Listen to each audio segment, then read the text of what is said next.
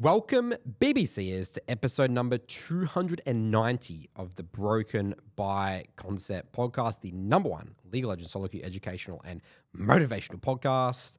Another episode. Curtis still on vacation. He's gone. Yeah, Curtis is just never coming back. Instead, we've got Leo, Coach Leo, joining us for, thank God, finally a jungle episode. Ooh. Because Leo, I get, what's the word? Ganked Yeah. from either By side. Charlie and Curtis think that jungle is just this weird ass role. Yep. And it's So just, easy. it's not even League of Legends. It's They think it's easy. Time to fight back. So, a bit of background for you, Leo. So, obviously, a former professional player. You hit Challenger just recently against Solo queue, obviously a multi-season Challenger player.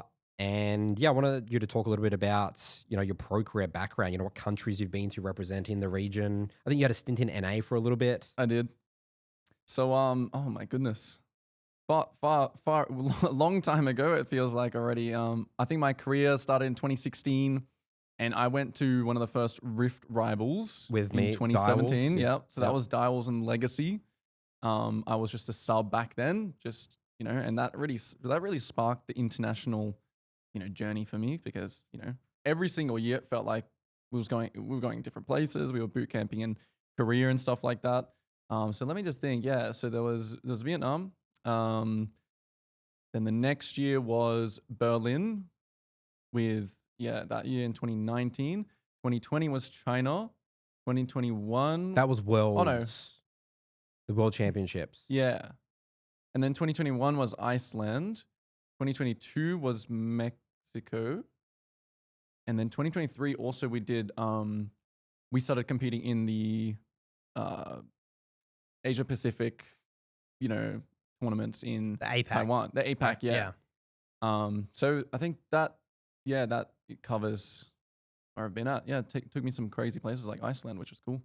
Out of the 3 finals that I coached in, I won one of them, and Leo beat me in both of them, and the two others playing Nidalee both times. There you go. There you go. Yeah, Leo's known for his Nidalee. Nidalee, He yes. just drew Nidalee bans in competitive play. Mm. Often played with imports on Renekton as well. Yes, my Korean top lane imports setting me up. That was the strategy. Yes, it for was. me. When all hope was lost or I was just feeling confused, just lock in Nidalee Renekton. Yeah. That's it. And after your pro career, you went full-time into content creation and jungle coaching. Yep. Your channel was originally called Jungle Gap, but now it's Coach Leo. And yeah, how's that been going for you? How's that progression? I guess what's the transition from pro player to now helping, the average solo queue player now? Well, it was interesting at the start because I never really had any intention to even coach. Like when I was playing pro, I would coach, on the offhand here and there, just, in the off season kind of thing. I would coach, and I did know that it was something that I wasn't super passionate about it, but it was something that was there. And then at the end of 2023, during 2023, I was coaching professional teams. You moved from player to Chiefs. coach. I moved from player to coach and head coach of competitive teams, and that's where it really I was like, oh, I kind of like reviewing and still being, and I still love League of Legends, obviously. And so it was a natural transition from player to head coach to now making content and just sharing my experience with kind of the next generation of players and solo queue players. All right, so what we're going to be doing here is just like the other 2 episodes. If you've been following the podcast over the last couple of weeks, we're doing these breakdown episodes. Yep. Yep. We're going to try and do every single jungle champion. Charlie really wants us to do every single jungle Well, champion, it's so because no one in the comments can The say. timestamps. People get on my back about They these do. timestamps. They They say, do where's this indeed. champ? You messed up this timestamp. So Yeah. I want a clean flow. We're going based on pick rate, right? This is pick rate and gold plus. Yep. We got to go down the list. And things we're going to be covering is, because we're all coaches, I'm going to be really fascinated in asking you questions about how the common things you see with these champions, like what are the common learning objectives you set these people to focus on for these champions, and what are the common mistakes, the narratives. We love breaking down narratives on this podcast. Like, do people think, I'm looking here, Lee Sin is X, but really you should be thinking about this in terms of playing the champion. For sure. And I said it before we started recording, but this is a weird one because we've all, well, you guys currently play jungle. You guys only play jungle, really. But I've played jungle a lot before as well. So we're going to have strong opinions, I think. There might be disagreements. I would love to know. It's always fun hearing the opinions of laners about. Oh, yeah. Junglers. I'm going to bring my 80 carry attitude towards my junglers as well. Yeah. Well, I mean, Nathan's a big path to bot player anyway, but I'm sure we'll get into it. But I'm getting so excited just looking at this list, Nathan. I'm getting so excited. These are awesome By the champs. end of this episode, I'm going to be a jungler again. I think you're going to be fighting for your life 1v2. I think you're going to Really? be. No, Charlie will fully convert. By No, the time he gets to champion 10, he's just going to leave the 80 carry. Yeah, 100%. Because these are some awesome champions. These are some fantastic champions. Excited. All right, so let's start off with Viego. Is the most popular champion in Gold Plus currently, globally. Gold Plus, 12% pick rate. Does this surprise you? Is Viego just the coolest champ? I think he is the coolest champ. I think, I don't know if this is this just NA and EU or is this global? Oh, this is global, yeah. That's interesting as well because I do think, I mean, obviously, yeah, he's the coolest champ because, it's the new Lee Sin, it's like the new cool, fighting and you get to be making him. montages. You're Neo in the Matrix. You're making montages, so. That new skin is awesome. Every person I've coached in the Jungle Academy has that skin. Viego skin, by the way. Everyone bought that skin. Ryan made so much money with it's that so skin. funny. They were definitely looking at this too. Like, Yeah. this guy's the most picked jungler. Let's just make a $500 skin for him. So he has a negative win rate, 49.71%. Crazy. Yep. Ban rate, 16.5%. Which is high, right? Extremely high. People hate versing Viego as well. All right, so I'm going to start with this one. Yeah, what are the narratives, Yeah, Nathan? Parbu and I helped Parbu make the Viego guy. This is actually a champion that I learned from scratch. I never played like these full carry junglers. Obviously, you've played more so these type of champions, Leo. I was surprised. I want to get your thoughts on this. People think people don't recommend him for lower ranks because they think that you need to know how to play the champ, like every champ in the game. Oh, right, yeah. And when I was playing Viego, I changed my opinion. I thought it's actually not that important because it's just for the R reset. Yeah, you just press your cooldowns. You mash the buttons. Obviously, it helps if like when I'm possessing like Aphelios, maybe I would need to know what abilities are happening, right? Yeah. But like if you're just like possessing like a Nautilus, you just possess the Nautilus and you just throw the hook, press the shield, press the E, R. So yeah, definitely not. You don't have to know every single champion to a crazy. So you agreed with that? 100%. You just want to get another ult.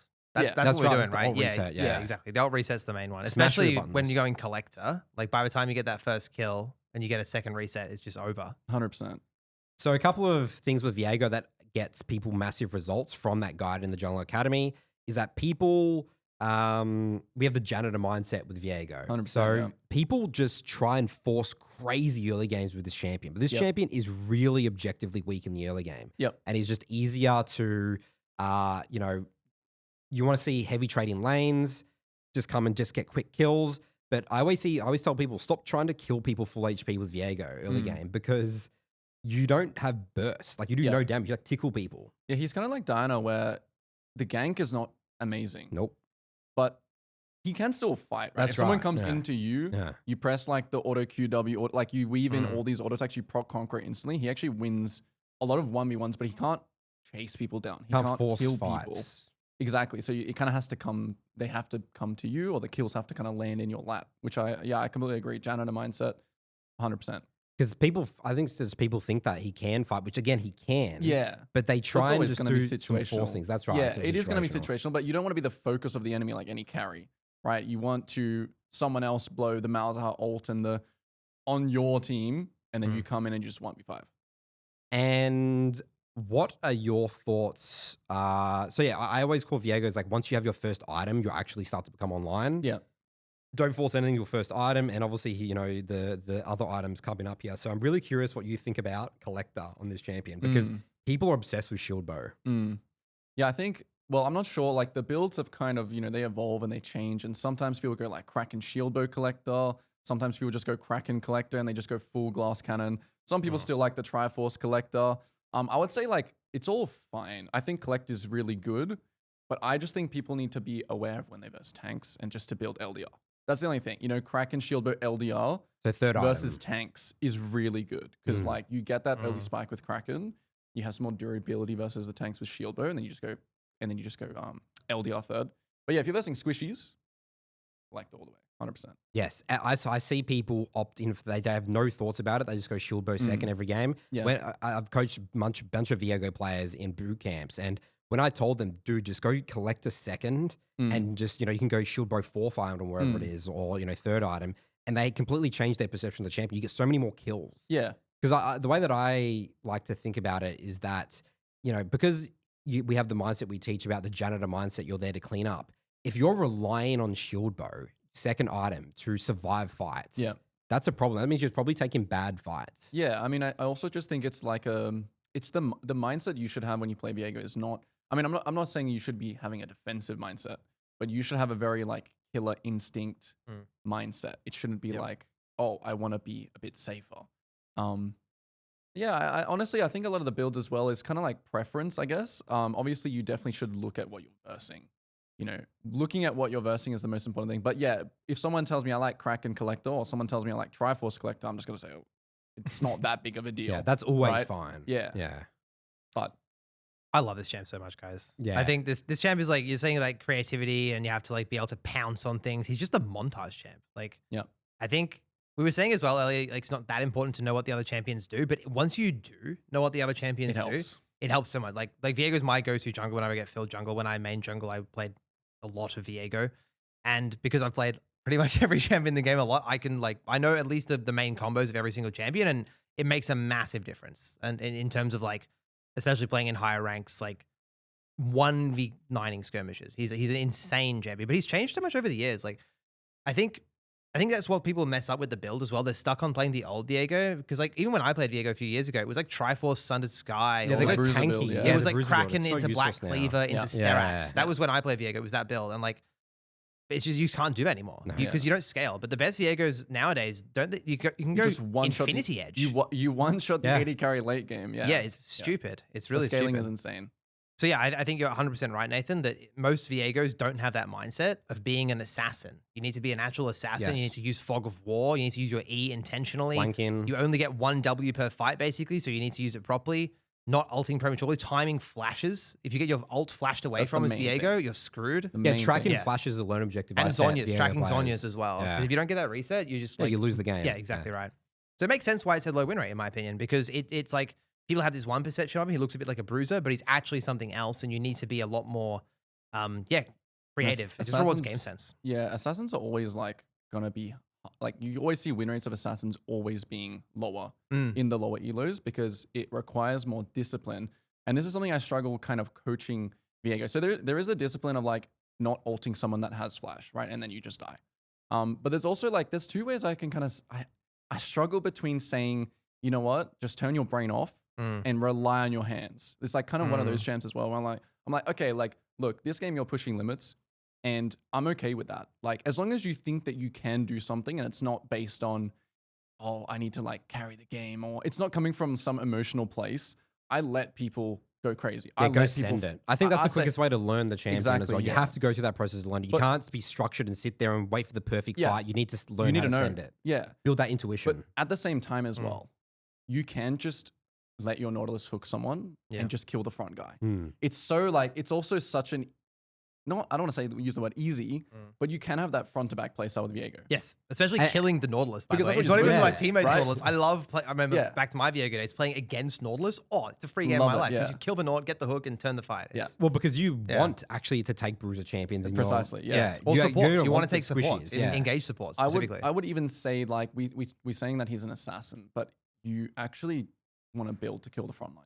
Well, Like, that's he's the like easiest- he flips the switch, is how I would say it. Yeah. Like you want to start by hitting front and then eventually turn on the back. Precisely, line, you go right? through the fight. Yeah, correct. I mean, it's not always going to be black or white, right? Yeah. Sometimes you're going to find an angle where someone's walking into your W and you're sitting in a bush and they're walking past you and you can just one-shot the carry. But I think for the most part, he's a front-to-back champ. That's how I coach it. I agree with that 100%. Good resets. Yeah. Unless you can you have flash and you can pull the trigger on their backline, you can just do that snap engage. That's then- what I do. Yeah, that's what you do, Charlie. Yeah. So do you recommend Viego to people of all ranks, or do you just think it's more because it's more of a skirmishing, champion? You need to know more about how to play against other champions, not in terms of taking their body, their soul, but how to play fights well to like get that initial reset. I would say he's definitely a champion that if someone in like silver would ask me, oh, like recommend me a champion, it wouldn't be the first thing that pops up in my mind. Gold. okay. I would say like someone, you know, when the games start being a little bit more fighting around like Plat Emerald, I think that's the perfect time to start playing Viego. And I actually think that's when his win rates, I think, start going up. But there will be champions I would recommend more. Yeah, for gold and below. Or So platinum Emerald below. Plus with Viego, his win rate goes even down further. Oh, okay. Well, there you go. I think it's because a lot of people off-roll the champ as well. 'cause Maybe he's yeah. just so much Maybe there's fun. just so much. There's so much. Yeah. So many. Such a big sample size, right? Yeah, So for even sure. having like even if he had like a 50 or 51%, that would be pretty. Yeah. No, I mean his win rate goes down in ranks. I- Master Plus, he has the worst That win doesn't rate. surprise me. When Diamond players and Viego play Master, again, Viego, they just force things early game and then Yeah. they panic in mid to late game fights. And they don't have the if you watch like a challenger Viego player, you see they have that mindset of like in and out fighting. As you said, how you coach it, how you actually hit the front line, but they're constantly like trying to like one shot the back line and stuff. And Yeah. they just have like 10 deaths a game or whatever it is. Yeah, no, that's interesting. I think this is also recent.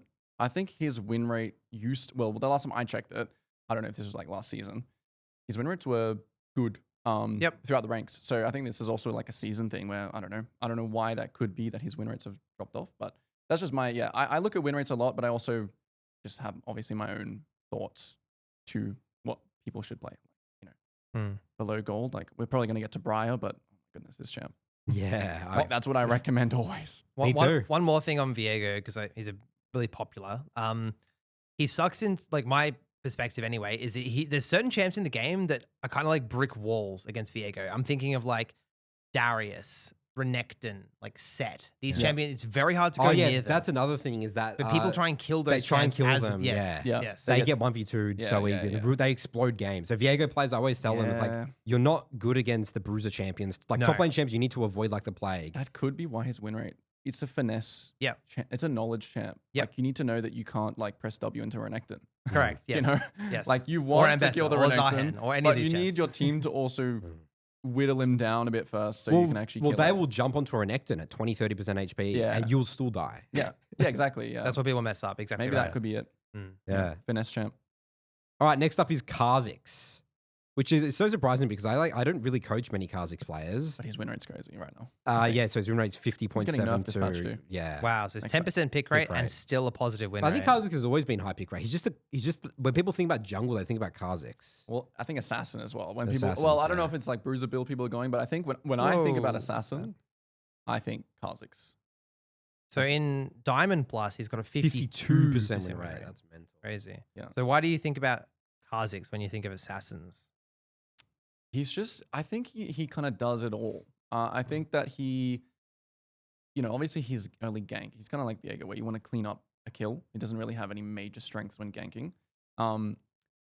But I think, he's one of those assassins that also can take objectives really easily as well. Like he's clear and how he, again, I'm not actually too sure what has caused his win rate to go up this season. Maybe it's because invading usually was his kryptonite, getting invaded early or something like that, and now that's not really the case. You can get away Because you with stay full healthier clears. and full clear kind of champ. Could be that reason as well. Could be items. The Umbral could be also, right? Umbral is really good Kha'Zix item. But yeah, he just kind of ticks all the boxes of an assassin. He scales well as well. You have utility when you evolve W. You're not just, you have to assassinate the backline. You can also just, in this game, I just press W and I wait for my moment. But patience is the biggest thing, Kha'Zix, especially like in fights, I think. So is Kha'Zix the way people play him in Jungle Academy and just across the board? Is it pure damage nowadays? Like, Yeah, it's never bruiser. okay, because my Kha'Zix back in the day, if you remember, was Ghost with Gore Drinker. That's like the No. Agurin the build. Agurin. I loved that build. Yeah. Oh, that was so I much hated fun. that build. It was If toxic, but you- it wasn't real Kha'Zix. Yeah, and you can't learn Kha'Zix through that lens. Like No. you can do Kha'Zix like that and even play the W evolve and all that and play more bruisery if you have insane champ mastery with Kha'Zix. Right. But if you're learning Kha'Zix first, you need to know how to play that style first, full assassin, full glass cannon, because you need to always have that mindset, even when you're playing the bruiser as Yes. well, by the way. Yes. So, coaching Kha'Zix. I want to get your thoughts here, Leo. Yeah. I want to see if you agree with these two things. These are the two lone objectives and stuff that I always set with Kha'Zix that I find. Here we go. Make the game a 1v1 game as much as possible. 100%. Yeah, I like that.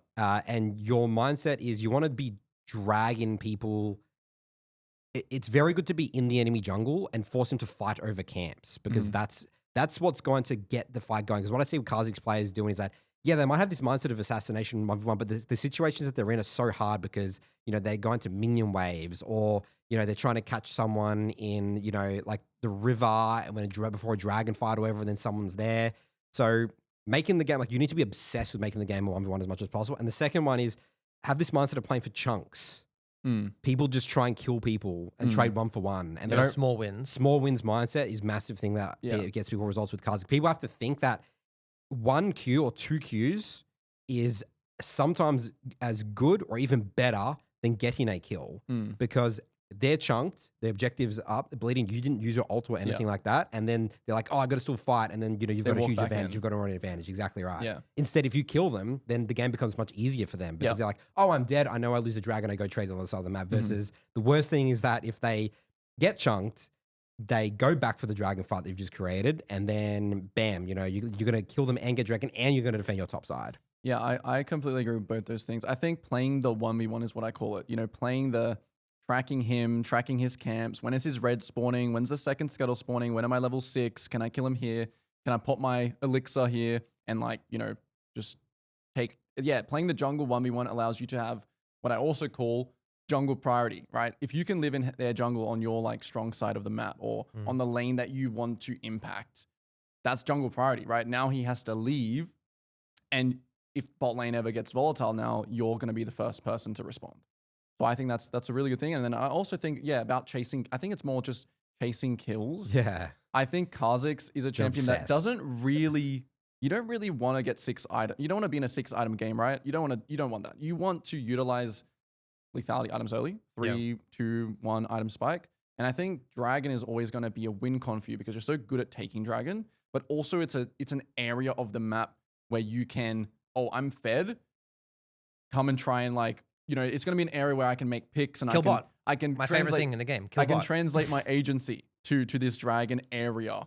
Bot side. Yeah. Obviously, it's like, like anything. It's not black or white. It's not always you're going to have dragon as a win con, but as a default plan, it is good to play for drag in that area. I think something that makes a good Kha'Zix player is knowing when you can actually kill tanky targets. Because people who play Kha'Zix, they tunnel vision on killing the squishies, where this is a champion where, because you're kind of immobile and you can go a bit in and out with your E and your R, you can kill. You just queue top the lane tanks, champions, yeah. and you do revolting damage, right? Because they're usually isolated because they just sprinted on. Exactly. And they what happens, especially in lower ranks, is that the tanks, the junglers and top laners, they think they're invincible because they're tanky, and then the Kha'Zix can come and actually kill them. Well, to add to that as well, Kha'Zix players who know when to build Shrelders as well. Yeah. When they know when to build Shrelders, I'm like, damn, this guy just killed my tank. Oh, now we lost. So I think again, just like the Viego thing, knowing when to build Shrelders early, knowing when that you can just kill that tank instead, is a really big thing for sure. Did you recommend Kha'Zix? Is Kha'Zix a good champion? Does either of you? Do you recommend people learn the game through Kha'Zix? Initially, I wouldn't say so. I mean, I still am a big believer in win rates. I just believe stats are a good indication of what champions to potentially learn for your MMR, for your elo. But initially, no, I wouldn't say so. I would say there's way too many knowledge-based or scenario-based or creativity-based things that Kha'Zix needs, but at the same time, he does have clear reference points. You can just full clear stack drags, pick up kills, press alt, full clear, make the game 1v1. Yeah, so I'm not too sure. I would say, I mean, based on the win rate, based on my opinion, no. Okay. Yeah, I think there's too much intuition in terms of getting those picks in the side lane in mid to actually close out a game with Precisely, Kha'Zix. any assassin. Any assassins in general. I don't, you don't really recommend those assassins for people, especially in lower ranks, because they're hitting their camps when they miss 2 free kills on the side lane to get pressure. Or they have this very huge fear of skipping their camps at certain points in the game to go get that kill because they don't think about how much pressure they put on the map. But also their teammates aren't good at closing out the game with pressure. And it always goes to 6 items, and the game just goes quite late. That's why you got to get soul, or you got to translate it to something. Otherwise, if you just chase around kills, you have 30 kills, but then you're at 6 items. The enemy Nasus is at 6 items, you lose. So do you want a messy game as Kha'Zix? Because something that I noticed when I was playing Kha'Zix, I would watch a Gurren play, And he's never actually had much success on Kha'Zix. He actually loses a lot of games on Kha'Zix. When he goes to Korea, he always drops the champion. In solo queue, he usually has a very like normal win rate on him. Is that because that whole play style of just like 10 CS per minute farm camps just doesn't work for this champ? I think it definitely doesn't work. Yeah. I don't think you can just AF. And like, yeah, until 6, you should be thinking about tempo and getting your level 6. But when level 6 comes around, you should be not forcing things, of course, but it's always just like you should have opportunities to make plays. Yeah. The enemy jungle will show on the map, and you need to think about where he's going to be on those next camps. And you need to kill them. Yeah. That's the important thing, right? Not where they are, but where they're going to be. Same with side laners. Same with 80 carries on mid wave. Like this champ, you need to think 60 seconds. You need it. That's the thing about Kha'Zix is why I don't recommend it for Lorings, because you need to predict what the game looks like 60 seconds ahead. Yep. No, good point. That's the most terrifying part. That second red buff when it spawns and you're versing a Kha'Zix, or the second blue buff spawns, you show on the map, and he gets second scuttle and he's level 6. Yeah, you can't play the game. You're just giving your blue and then you're giving your Grom, and it's like, oh, okay, unlucky. All right, moving on here. Another classic jungle champ, Lee Sin. Really bad win rate here. 40. I think it's the lowest win rate here in the top 15 champions I can see. 10% pick rate. No, Best champ of the game. 9.5 Lee Sin. So, what are your opinions on Lee Sin, Leo? Let's just start. Just go straight into coaching Lee Sins. What do you tell them to do? Do you coach many Lee Sins? I don't coach many Lee Sins, no, which is I surprising don't either. because people know not to bring them to reviews, I think. Well, people just know that and just get results with the champ. Actually, I don't think I've coached at least, like, not that I can remember, maybe like 1 or 2 in the past, like, I don't know, 3 months. Wow.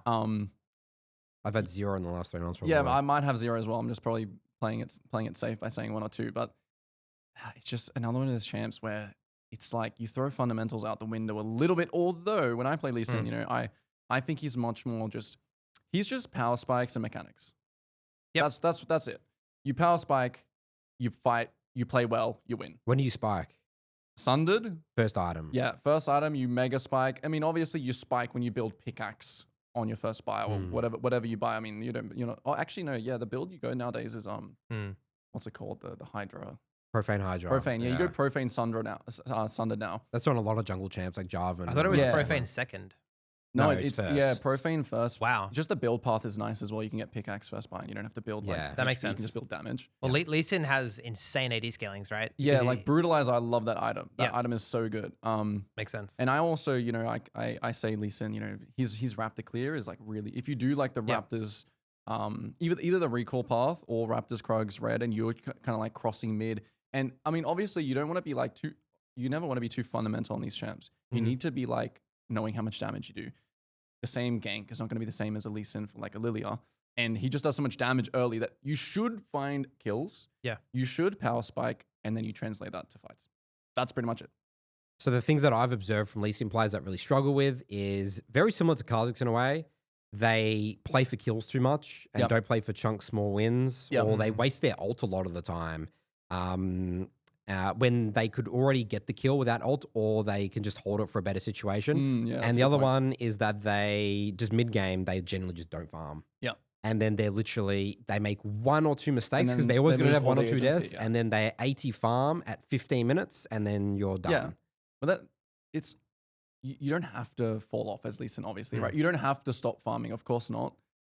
But I mean, no jungler in the game should stop farming. Yeah, exactly. But I definitely think there is some pressure on you to make things happen, right? When you hit that 1 or 2 item spike.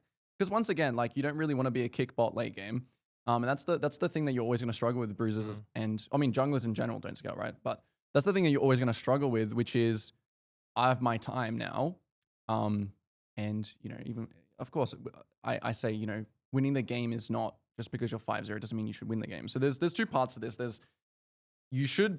Something should happen, but it shouldn't be overforced, right? It should happen because you're strong, but it shouldn't be doing a play.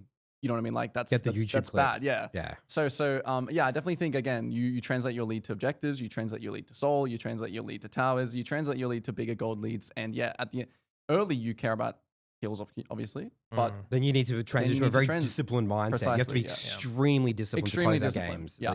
Extremely disciplined. I think the way that that's done is he's just. I mean, from my perspective, again, I think I said this on the support episode that Thresh was my highest mastery champion. A close behind that is Lee Sin. So that's a very toxic champ pool there. Thresh and Lee Sin. You do. Terrible. You know, third is like almost Ezreal as well. Oh, it's terrible. no. It's absolutely terrible.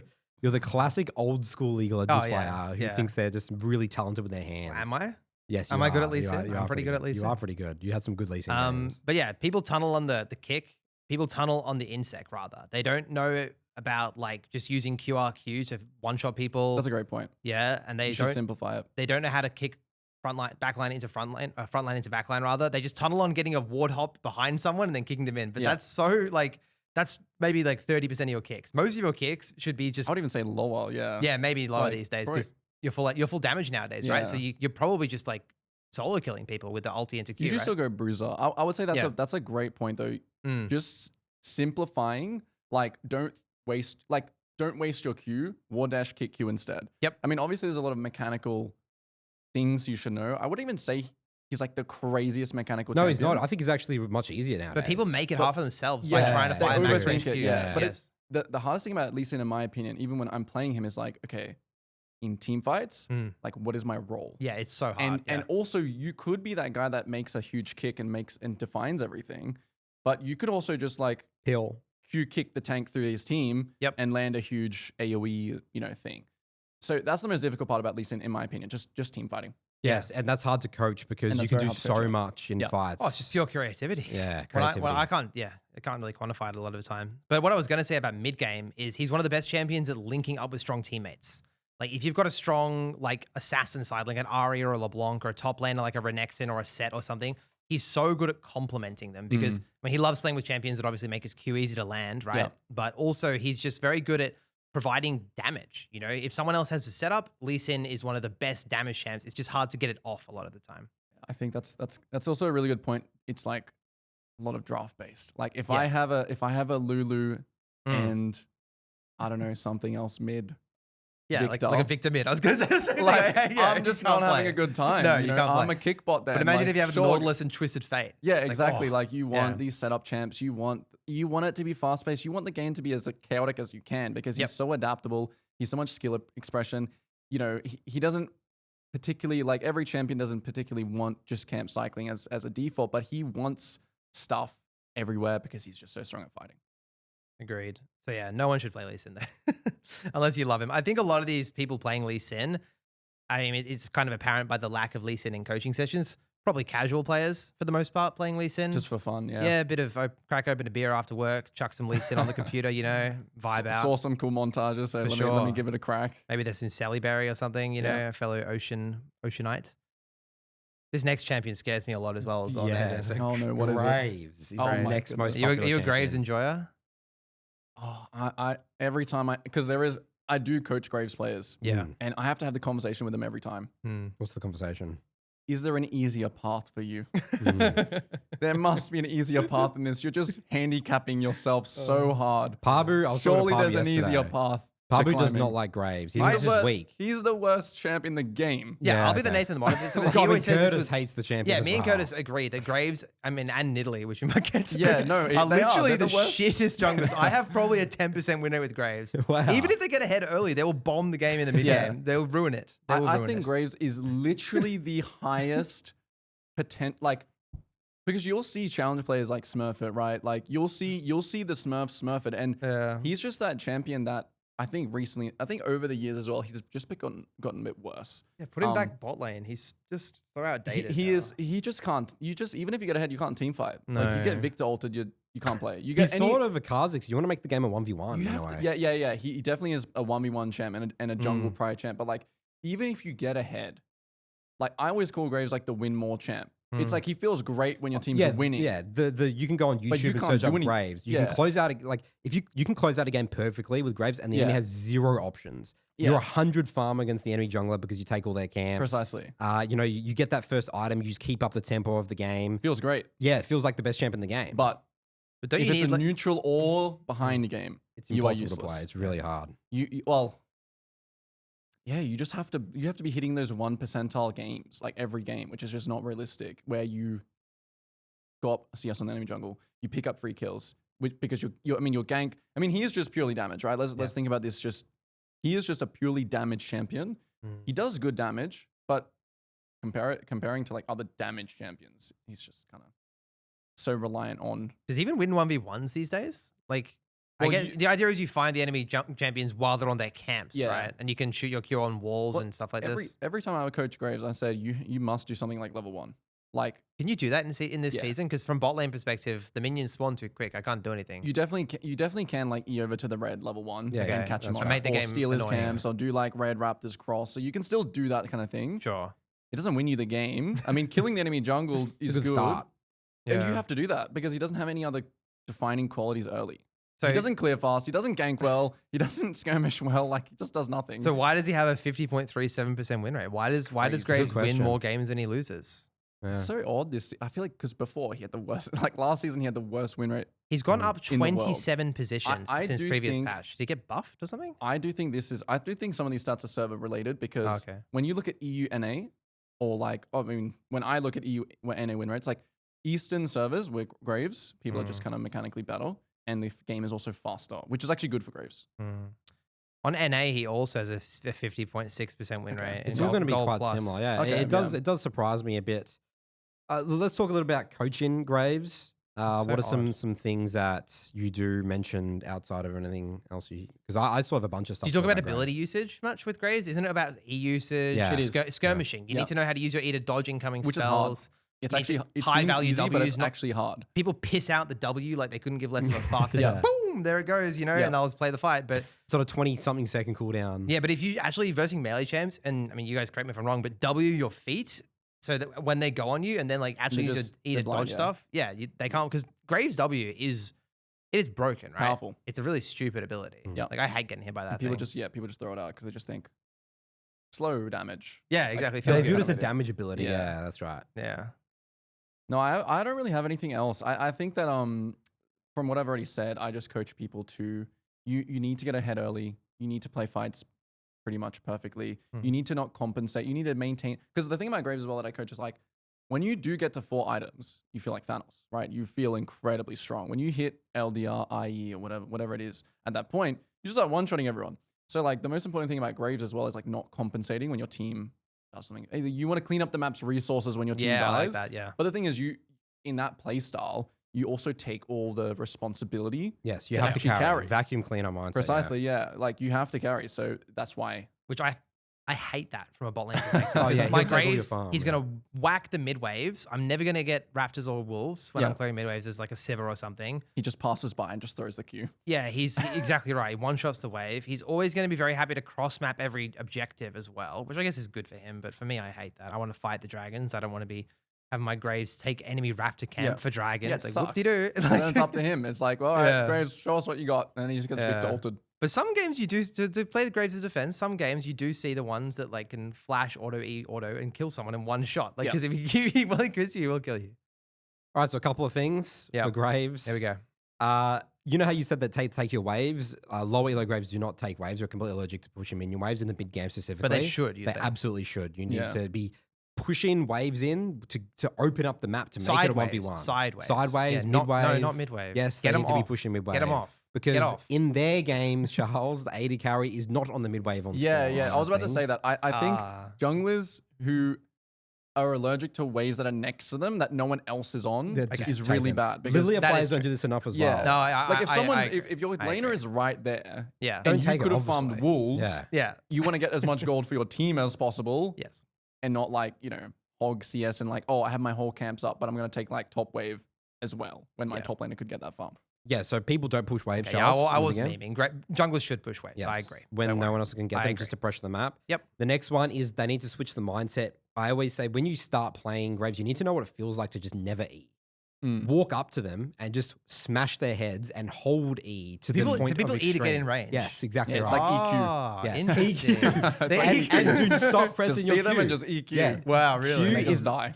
Q is like it's So like it's like clunky. Mortal Kombat. It's like a finishing move. It's Yeah. not. It's not. You want to walk up. Your damage comes from your auto attacks, not your abilities. Yeah. Another thing as well is that your mindset actually shifts throughout the game. So in the early game, you're very good against melee champions and kiting melee champions and fighting melee champions. As the game progresses, you need to one-shot these squishies.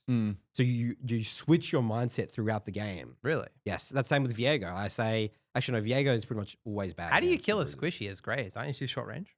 Because you get to the bush first and they face check and you just one-shot or chunk them. Okay.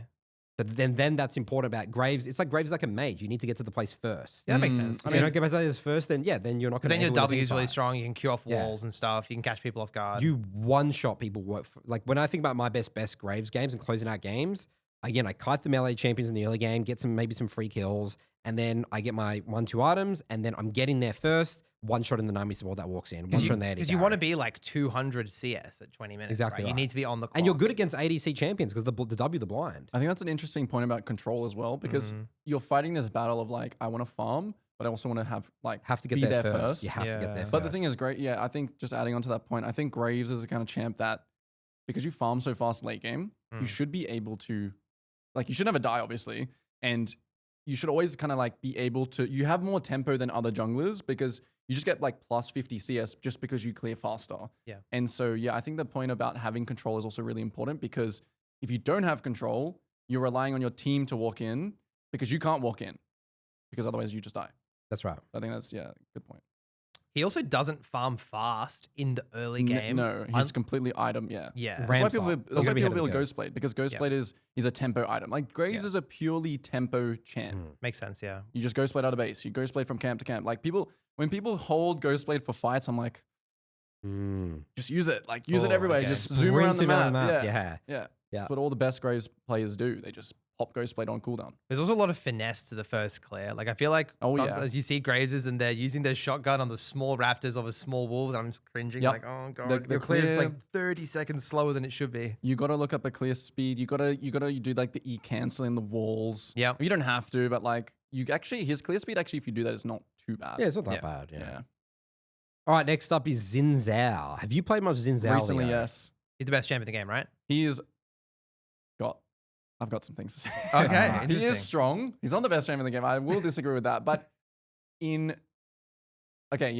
think about Xin Zhao. I need some crazier takes from you, Leo. Yeah, none of this moderate like. Let me just think and prepare this response. Like, you need to tell me which champs are dog shit and which champs are fantastic. I hate his early clear. I hate his tempo. Yeah, it's like the worst part about. I feel like you're so fat moving around. I just am a slug. Yeah, I'm just. You want to jump around. Yeah, but level 6, right? The ulti is insanity. Well, he is a jungler at heart. Like as in like he everything that he's like an archetypal jungler. He's exactly. Yes. That's what I'm looking for. Yeah. He is that, and I think Xin Zhao is such like a I pick Xin Zhao when I have that comp of Sona, Seraphine.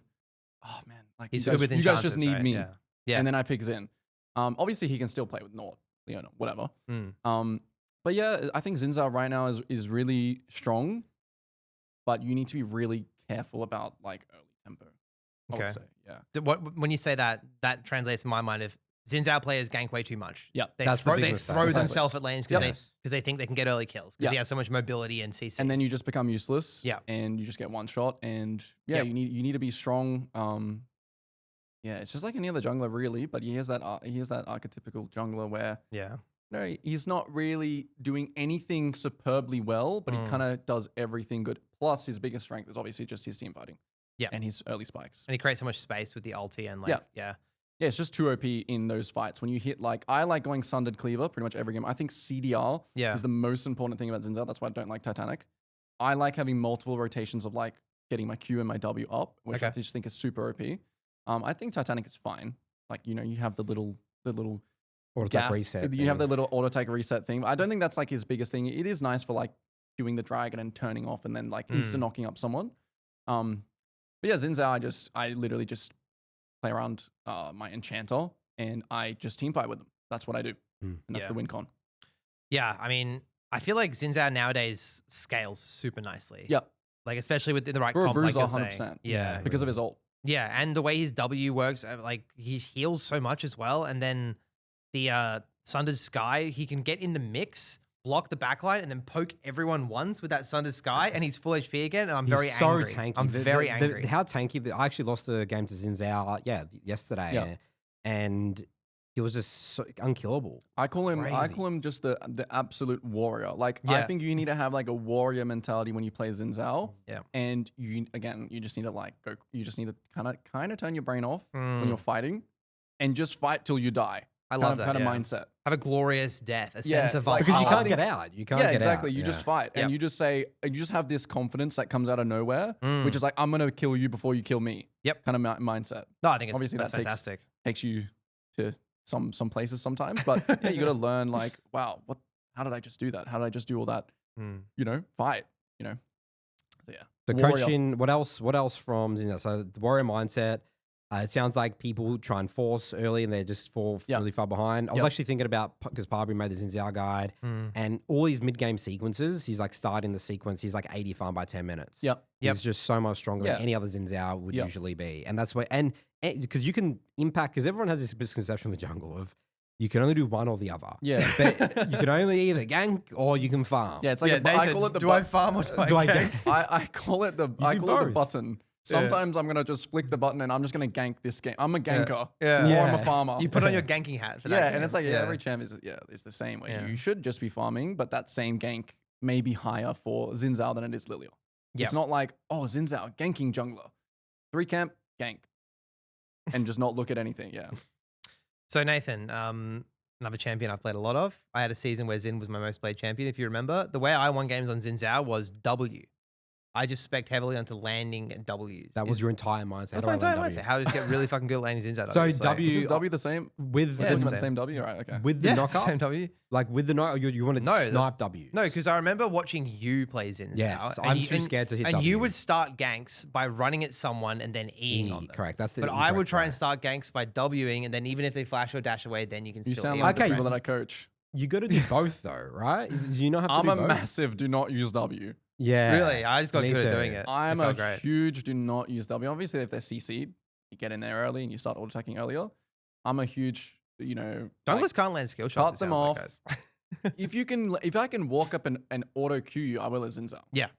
Like that's my mindset. That's why it should be And that's the have same in your every champ. go right? too smart. It's Jarvan, Hit you the walk up, you guaranteed. press W, you auto attack them. Like Yeah. you never throw that ability first, unless it's from Fog, they're walking. Like unless it's some kind of high percent, ability. But that's the number one thing I see just in general when people gank.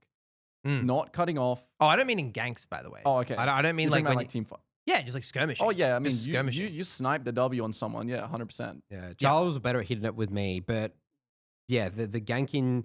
I always say it as in Sorry, I thought you were talking about. Yeah, I thought you were talking about Early gank. ganks. That's what I went to straight away. The easiest gank to dodge in my life is Xin Zhao comes and throws a W. Of course. Yeah. But what you would do well, Nathan, on Xin Zhao is you were really good at the whole like prime up your them. Q off a minion or something Yeah. in Oh, yeah, mid that's game and then flashy instant Yeah. knockup. Like Yep. that's the classic, Flashy right? knock up W.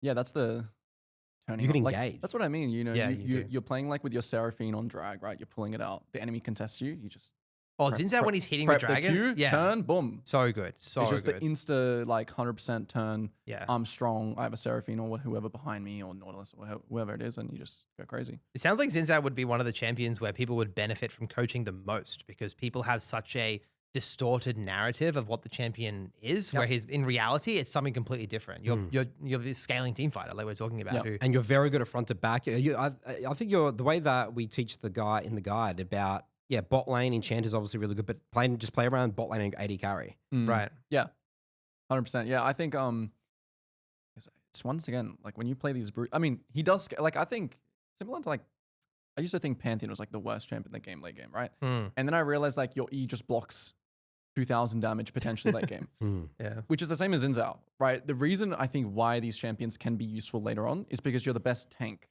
because you can block damage, which is OP. Like you blocking like someone's auto attacks for however long is completely crazy. So my perception of these champs have changed a bit, but you still want to definitely be a warrior when you hit Sundered, when you hit Cleaver, when you hit Death Dance, man. I feel like crazy when I hit those 3 items. I feel like, oh my goodness. Especially if you get them before everyone else, you're God. If you're ahead of the curve as well, yeah. All right, next up, let's move on to Kayn. No, the Kayn, worst Kayn, champion in the game Kayn, again. The worst champion in the We're game. going from the best to the worst. And that's because people full clear with the champion. Do you think you need to do things level 3 with Kayn or invade level 1? No, it's one or the other. The Kayn This is player just one is of either a those- psychopath who's going to ruin the game by invading constantly, or they're like a full clear Phillip who are just going to cycle their camps and never do anything. And that's all I have to say about Kayn. You guys can talk about him for the rest. I have no idea what to say. So I've had my time playing and not playing Kayn. I wouldn't say I'm like the biggest Kayn player. And I think that I think Kayn is such a hard champion to coach as well because I Mm. do think there's a play style of clearing and hitting red Kayn. Like red Kayn, for example, is I think OP, especially in In Loli certain where- games. In the right in certain games, games, in the right games, which Against obviously heavy, for people that don't know, we talk about against heavy melee, Yeah. bruiser, tankier champions, you're unkillable. Yeah, and I think that play style is quite strong. And what's his win rate? His win rate currently is 50.3. 50.3. Yeah. So so it's like not bad. Yeah, not bad. So do you think people should go red Kayn most of the time, or just when it's good? I do think even just the red Kayn. I mean, Yeah. I just think there's so much more finesse to the blue Kayn. There's so much more knowledge needed for the blue Kayn. Makes Just a sense. higher skill expression thing. But I'm also a huge like. The thing is, I hate when people sit on form. It's like there's no way like you waiting do this. for more orbs? You Yeah, mean? I'm like no. I'm saying like they have like blue or red. Yeah. But then they're waiting for the other one for like 3 minutes. So you don't think people should do that? And You I'm think when like- people play Kayn, they should just take the I'm first one they like, get? there's no way this can be good. Interesting. I'm like, there's just no way. Even team comp aside. I mean, it has to be like the greatest blue or red game of Yeah. game. Right. of That's your the way that life. we teach it. So it's like you have Yeah. that purple K mindset where you Okay. whatever you get first is you go. Yeah. But there is games where you need to hard force red or hard force blue. Yeah, I would agree with that. I think it has to be the best, game of because obviously the game is not decided in that 3 minutes. But I think it's such a big It's a huge thing. point of the Point- game. yeah, you when you're need to just- start winning the game. Yeah, it's such a big part of Kayn. Like why play Kayn if you're not just gonna snowball like that? And the game is just moving faster nowadays as well, right? Yep. Like I'm actually not too knowledgeable about, like do I go like if I go Dark Harvest and I get red Kayn and it's like a decent red Kayn game, like I'm just gonna take it and just go Dark Harvest and build like, the Cyclo Sword or whatever. But yeah, that's something that I'm not actually too sure what to coach people about because I am lacking knowledge in that department. But I just say my opinion. Like, yeah, if it's the greatest game of your life, do it. I think just identity-wise, just like any other champ, right? If it looks like, I think usually you should be looking to invade. Usually you should be looking to start enemy chickens late. Usually you should be looking to like for those kind of early farm leads because your champion's good at doing that. That's the identity. Your champion is good at being in the enemy jungle. It's impossible to catch you. You want to farm orbs. Like there are things that make sense that you should be looking to do as Kayn in the right game. But I also can see full clear, gank bot, kill bot 100 times, get blue form, win the game. Well, that's what because we teach the play style to abuse your level 1 in the Jungle Academy in the guide. And a lot of people push back on that, saying, but I watch Karasma and these other players and they that's do another full thing that's clear. awful. You can't find good content for Kayn. Yes, exactly right. Yeah. But I always just say, well, just look up like Korea OPG, Korea Challenger Kayn. That's where I would like find VODs. Yeah, for well, things. Paru to make the guide because I did the mid and early game sequences with him. He based the whole guide off a 2000 LP Chinese player. Yeah, that's it. That's what you would watch. And so the mindset where people will go wrong with Kayn is and this is where the Kayns that are ruining your games, Charles, is that from levels 4 to 7 or like pre-form, that's when you're actually the weakest in the entire game. But they have that early game, they start invading and they keep doing it. Yeah. So it's sort of like a stages. Levels 1 to 4, you're the best champ in the game. Levels 4 to 7 pre-form, you're literally the worst champ in the game. Yeah. You need to slow down the whole game and you just pop the clears and then you need to just think about getting form as much as possible. And then you have your form, strongest camp in the game. Again, as you said, you need to get it and just send it, pick it, Press the button. And then as the game goes on, you're worse and worse and worse and worse. That makes sense because levels 1 to 4, even if my enemy Kayn gets 2 kills, couldn't really care less. They're probably gonna They fight that dragon or whatever, and then they always will give away 4 kills. They bait their team, everyone dies, and then they ruin the game. Yeah, like I think it's also that thing about jungle priority again. Like you choose the lane, like let's say bot lane's really volatile, and like you're on red side, you take his chickens. He wants to par down because he wants to play around the volatile lane as well, and you can kind of like sculpt the game like that. You want to make in it your chaotic. favor. You can make it exactly right. In your favor, I think that's something that you really need to notice when you play Kayn. Sculpting the map to your favor, level 1. exactly right. Interesting. Okay. Queuing over the wall and Because taking if you do that and you start fighting, because we did Hail of Blades, and you can get your form by like so early with that. It makes sense. Yeah, makes sense. It makes sense that you should be looking to that. Like last thing as well, I don't know if you versed the Kayn guy in Challenge or in like Grandmaster, but I just think sometimes like he just goes red Kayn like every game, like somehow. Yeah. And I'm just like, there's no way this champ is like, it's like so like, why is it so OP? That's what I'm thinking to myself. Like, why is this champion like when he gets his 3-item power spike. Mm. I just feel like, damn, this champ is like, feels so broken. Yeah, the one tricks are scary on Kayn. I will say that. The one tricks are scary. So that's another thing. That's why I'm a bit of a red Kayn enthusiast more so. Again, just because blue Kayn, like blue Kayn, I teach people, if you go blue Kayn, you kind of need to make the enemy rage quit. Yep, I agree with that. Like, just make them rage quit, be Rengar, be one of those assassin champs, and just kill the AD carry like 10 times till he loses all hope. Which I will, yes. Yeah. You need to get so strong that I can't touch a minion wave. Precisely, and I'm scared that you'll just ear over a wall, you'll double your army or something. I'm just in theory, Kayn just sounds OP, right? In theory. Yeah, I mean, he is. He does. He sounds when I through walls, 2 forms, like all this I think all these things maybe just the thing that you have 100 dashes, you can go you can go in someone to be untargetable. Yeah. Your W cooldown, if you go blue Kayn's crazy, you can just buy that thing out. There's also why it's like an OTP champion. Yeah, I was going to ask, do you think it's an OTP champion? You can't just have red Kayn in your pool. Yeah, because also with the invades, something else that I teach is like, you messed up the invade this game, but that shouldn't deter you because you're creating scenarios, right? You're creating, in this scenario, I know what to do. When he does this, I know what to do. This time, I know where to ward. So it's a bit flowcharty. Yeah, exactly. It's flowcharting and knowing the scenarios of what happens. This situation, I don't do 3 camps of his jungle and go bot. Instead, I cross to my top side because bot's not volatile. Like it's very much so. I think like that. Do people have success on Kayn in Jungle Academy? There's not many people that play it. I would love to see, but again, it's just an OTP champion. People just don't really like OTP. What do people play? I can't wait to get to the champs people play. Is everyone just a bloody Volibear player or something? I guess Volibear, Vi is our next champ. Do people play Vi? No. No one plays Vi? No one plays Vi. I love when Vi's in the game. Vi is such a solid jungle. We're talking about archetypal junglers. Like, get me a Vi. Vi's fantastic. So Vi, surprisingly, again, is we're number 7 on the list in terms of popularity. It's because of Arcane. Positive. Yeah, I guess it's Arcane. Yeah. Positive win rate. But do you think Vi's shit? Yeah. That's crazy. What do you think about Vi? I don't know. Like, I have this love-hate relationship where, like, I feel like she's the most broken champ in the game. When I hit, like, Sundered Cleaver again. Yep. I feel like, damn, like, how am I just, like, solo killing this, like, it just surprises me sometimes, even when I'm versing Vi, even though people build, like, Triforce nowadays and stuff like that. I don't like the damage build. Lethality. Dude, the Vi's that do play it in the Jungle Academy, they love that build. Yeah, which is interesting because it's the Baus build, going full damage. You kind of, I think as jungle, you kind of need, the reason why it works for top and not jungle is because you need XP. Right. Like when you do those builds, like it helps being up 2 levels. Proxy farming. But yeah, I just think it's too much of a competitive champ. I just think it's too reliant on your team to follow up. Like that's probably why people should play lethality so they can make their own plays. That's right. That's why I have more success. Yeah, that makes sense. It feels so good when like you pick it and you counter Zeri or you counter some mobile because that's what it's the main thing in competitive, right? You pick Vi to counter the Zeri. You pick Vi to combo with some mid lane Ahri. Like Talia Ahri. Yeah, and so in solo queue, she doesn't have any redeeming qualities, right? I would call Vi one of the better scaling junglers as well. Like I really think Vi's scaling is really good, especially like I said when you hit like 2 items and you're just like killing the Cho'Gath top or you're just killing someone like really easily and your dueling becomes really really good. Is it because of your W? The W, I'm the W max second. Yep.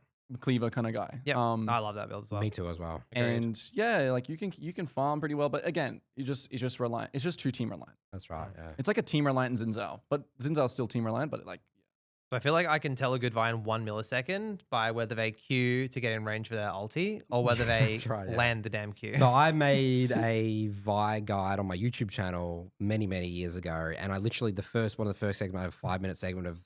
Do not do this. Do not think about your Q to get in range with R because you do no damage. Yeah. Your mindset needs to be, I can either hit them with Q or I don't hit them with Q at all. Yeah. Obviously, you can Q into getting range if your team has follow-up and you can quickly one-shot someone. It's very good for late game picks. That's when everyone's really coordinated. Instantly can go on. Yeah, exactly. But the Vi's just do no damage because they don't think about that. So the reason why you need to do that is because you need the 3 attacks or abilities to get the broken shield to do that in the armor pen. The thing with Vi, like, she's more than her R, but people think she is the R. Yeah, You're actually a skirmisher. Like if you can land Q and get multiple rotations of the E off, the Q is also really low cooldown. Short cooldown. Tap the thing when you're in combat. If you've ever fought a Vi level 4 or level 3, like you're the same level, she literally just beats you up. Right? Yeah, it like punches you. The Q, even if it's just like auto E, Q, and you just like can't attack, and she's just like getting she has one of the best dueling, I think, in the game. for a jungler. Like if you run into River level 4 versus level 4, she has one of the best dueling in the game. Like I invade Vi. She just turns around and starts whacking me. I'm like, wait, I'm losing. Yeah. And yeah, just a point about the QR usage. I think another reason is why like, you're traveling like 2,000 units ahead of your team when you QR, and they also flash, or they also like, and then your team just gets left like, at mid tier at the first mid tower, and you're like in their raptor pit. Yep. But that's the thing; they'll actually maybe kill that guy. Yeah. But then you're the jungler with no smite. You can't do Baron. Yeah. Yep. Or you're can't dead do and the the enemy objective. take your camps. And Exactly then you right, fall you start behind. falling It's another behind. Xin Zhao style champion Yeah, where all of the Vi's skip every camp. Yes. They're never farmed up. They're always you just weak. come- Base you become force. useless, They yeah. overgank in the early game. Yep. Yeah. I mean, I just love her. She's another boomer champ to me. That's why I kind of like her. She hasn't changed. No, she's a Like- pure champion. I mean, what a Yeah. cool kit design as well. You charge up the Q. You've got a normal. I mean, it's just an awesome kit. People What like about when we they talk about boomer champs in the They do. support episodes. She's like the Leona of the jungle, in my opinion. Yeah, she's real yeah, good. it's a She's very good honest. comparison. She'll keep you honest. And I That's think what that there Coco are said. just some champs that I think that are not just purely competitive champs, but I think there are just some champs that are just, I don't know, like high elo or like more, Especially with that kinda build that you're champs. going. The W max Yeah. second. Yeah, Yep. by all means, probably Cleaver just, Sundra, that's a high elo thing. yeah, 100%. You because if you do that in low elo, it's just You get you're relying outscaled. on Yeah. Yeah, it's about Rely on your win team. cons, grouping up with the right people, pairings. Yeah. yeah. All right. All right, next up here, I'm really surprised by this, but because again, I just don't see Master Yi as much. But Master Yi is the next There he most is. popular champ with a pretty good win rate, 50.61. Yep. Is he the best or the worst champ in the game? He has to be one of the two. Well, so he's like the full selfish solo queue. Need to think about getting 3 items. So you scale, right? He reminds me a bit of like Kha'Zix in terms of like you can 1v1 the enemy jungle at 6 and you can find them and kill them, but also a bit of Viego where you play clean up.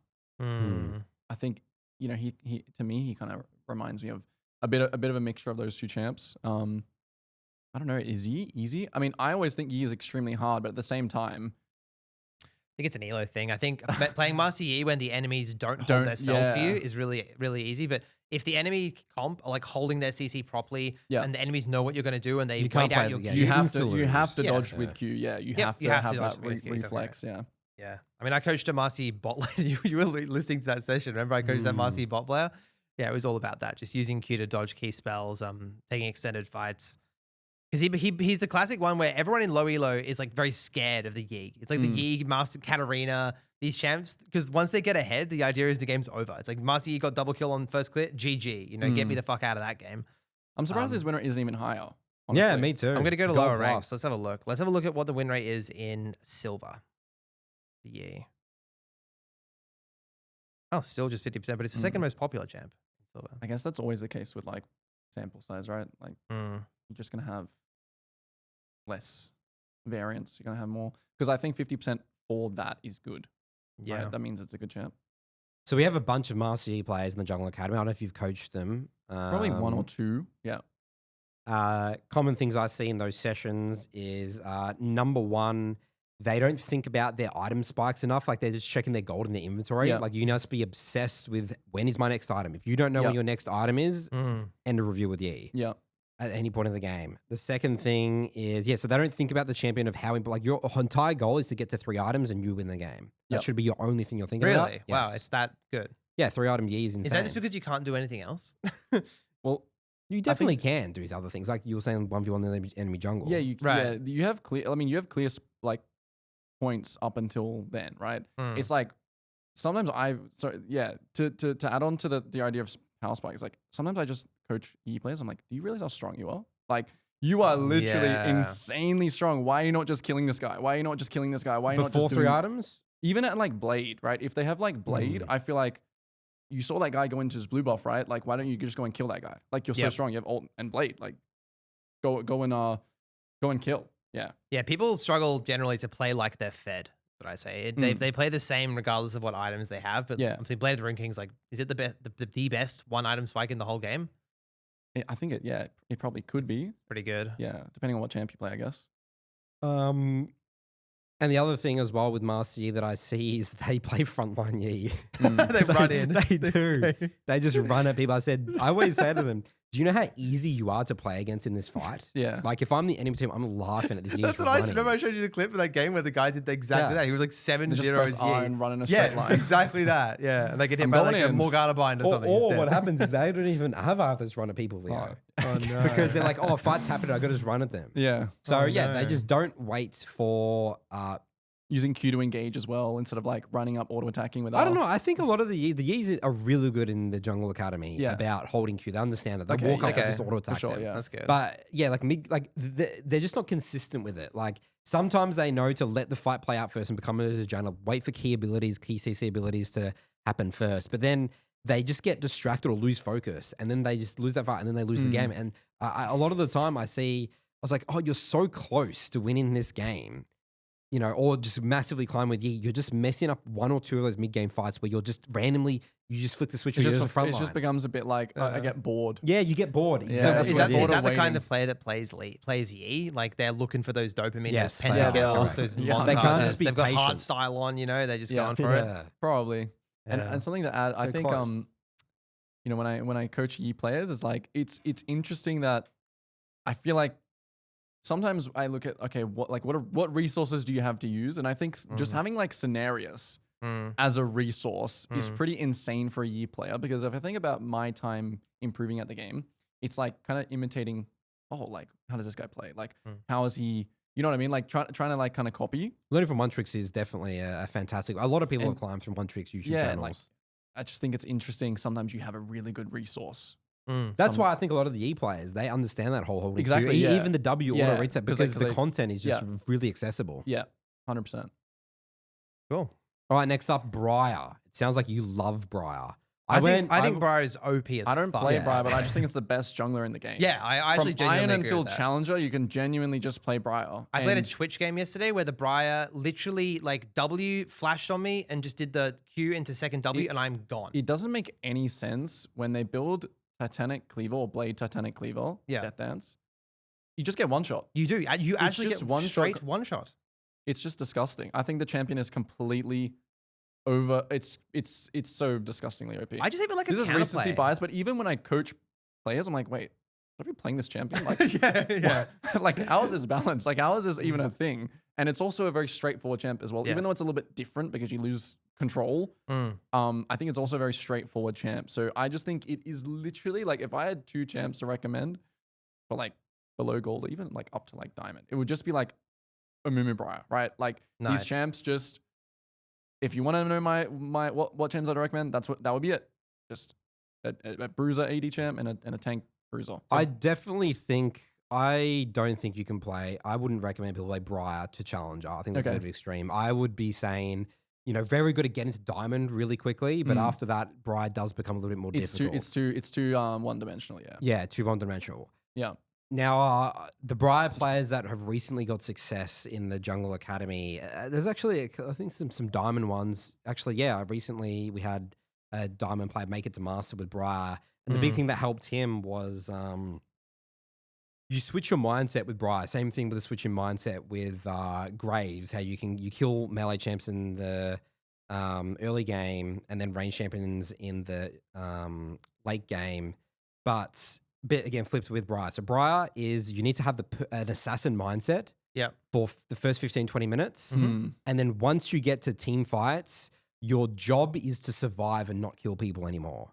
So you buy a lot of time. So that's with your fear. You walk up, you can just W and just Q the front line. Your Q shreds armor and magic resist. So you're very actually good at killing front line with your team. So you actually have to play front to back more so. Really? And not go as if your team fights. You actually have to switch your mindset. Just because you can kind of just die. I think if you drone. Yeah, you don't want to dive too deep. And at 25-minute fight, Leo, people have flashes, people have Zonyas, people have... too one-dimensional, you just get CC'd. Yeah, you get CC'd and you just get absolutely much. So you actually have to have a mindset more so of playing fights really slow. And your goal is to soak up so much damage, similar to your idea, you can block. I view Briar the same way. You soak up, you're so hard to kill, you buy so much time with the healing of W2. And the E is similar to the Pantheon and Xin Zhao effect. Saying, when you turn that E on, you're unkillable, right? Yeah. It's crazy. And you have to not only are you unkillable, everyone runs the fuck away from the Briar when she's doing the screech. Everyone departs, like just run away. Yeah. It's definitely my recency bias. I just be getting absolutely shit on Yeah, so have I. by this Briar. Might be the same guy. Probably shitting on the us same both. guy. And it's like, oh man, I gotta start banning this champ because I just can't play. Yeah. Like he finds me, he jumps over a wall, I just die. Yeah. Even when I'm playing like mobile champs, I was like, I can't escape him. I mean, we had a Briar learning phase. What year would that have been? 2024? I need to learn it. I want to learn it. Me and Nathan both learned Briar at the same time. We're making the really old guide. He's probably replaced it by now. And I dropped. That was full assassin. I was dropping 20 A deaths. lot, 20. 20, Oh, like I maybe thought not you meant 20 kills. No, 20 deaths and also 20 kills. kills, But in the yeah. early time, 20. Because how the fuck do you play a League of Legends champion where I can't control where I go? It's very obscure. But you did that episode of Challenger versus Emerald with the Briar guy, and he was so good at using his W to dodge stuff, and like he was getting very very granular. If you play Briar well, when people have that narrative, I can't control a champion. Yeah. When I play Briar, I feel in full 100% control of my champion because Right. I'm so patient on W. I won't W unless there's 100% guarantee. holding kind of W. thing. It's It's kind the of holding holding W. Yeah. So there is like so many notes for Briar, by the way. Yeah, this is Those crazy. are So it things. sounds like this is a Yeah, massive narrative different I trend. guess Oh, my insane, my idea is like this champ is so brain dead, No, simple, no. straightforward. No, People no, really it's- struggle You will with end it. the game It if you shows play that she has a good win rate at low E. Like that's why I think yeah. she is like straightforward. Briar, if you join Jungle Academy and you follow the Briar guide and the principles, Briar should have a 60% win rate. Okay, yeah. Briar So should she's be just overtuned then. Yeah, she's overtuned, but Briar's just lucky that no one knows how to play her properly. Yeah. So there's things like, Here we okay, first thing is no long range Rs, Yes. only short to medium range Rs. Yep. Yes. You literally, my best Briar games, I R maybe once the entire game. That's so. You don't even need to R to win games as Briar. And that should be your mindset. You shouldn't even need to R. Sometimes I think you take the whole narrative It's mental, too far. but Well, I yeah, think this also is a good good mindset. It's also like good Guys, Rs. Like, don't. when people. Please, Alti. What's like please, good please. R's as well? It's like you don't want to R like it's like using an ash ult, right? You want to use it when they're hitting a tower. You want to use it like when they're From Fog of stuck War. doing something from. But it's Fog. different because Yeah. if you do a bad R, you get insta killed. If you are the wrong person, whatever. This is what I'm saying. That the narrative people have, you can't control your character. But if you use your R smart, your W smart, It's an easy inting champ for sure. it's an easy jam. But you actually Which makes should, it hard. you should have 0 deaths on Briar though. Yeah. A good Briar, my best Briar games are 0 deaths. Okay, here we go. Because you can't die. So firstly, don't R, don't die. Yep. So don't All the Briars in my games, by the way, mid to spamming short range. Rs, dying a lot. That's right. Let's go next. They Yep. won't. The next thing is walk up. I call it 2-punch Ws. Yeah. So you know in the early game and stuff like that, you want to like pretend you're weak. People W too early, and then you blow your entire load and you have no damage after that. What you Right. do is you start the fight by just doing 1 auto attack, 2 auto attacks, and then you WQ and do all that sort of stuff. Yeah. Because you want to get that bleed going a little bit in the early, and also you want them to commit. You want to lull them Yeah. into a You false want to sense love of security. false sense of security. Like, oh, look at like- this yeah. Briar's an idiot. It's like any other champ that just can like with Lee Sin you war dash and start auto attacking and Yep. stacking Conqueror. Like same with Graves that we were talking about before. So that's interesting. Yeah. So to the 2-punch, so you do 2 punches and then W, and then you do your whole combo. I've never that's so hard to even visualize for people. I feel like you've just told people to walk up to someone on Briar and not press a spell Exactly and do an right. auto. Yes. In the early games specifically. I don't. If we have Briar players, I don't think any of them have ever done that. Well, That's that's what the so Briar un- players in the it's so Jungle Academy do. unintuitive. It's so unintuitive. No, it's especially when people face check you. When Well, I guess people it's when face you check can. you. Yeah. Yeah, when you Yeah. can. That's right. Yeah. Yeah. Sometimes you obviously want to just do your WQ instantly and stuff like Okay. that. But you, Ideally. but you need to know that these principles exist. Right. Otherwise, you have a really rough time with Briar. And you think, the narrative, you can't control the champion. Yep. Um, There we go. Next. Another thing with Briar is the last thing. What was it? Right there. E is E important. Towers. You want to stay away from towers. Yeah, diving's obviously quite bad. It's very hard. You can't obviously. What's can't your win control con as towers. Briar? Your win con is Like, what's your champ identity rather? Like, what's your identity as a champion?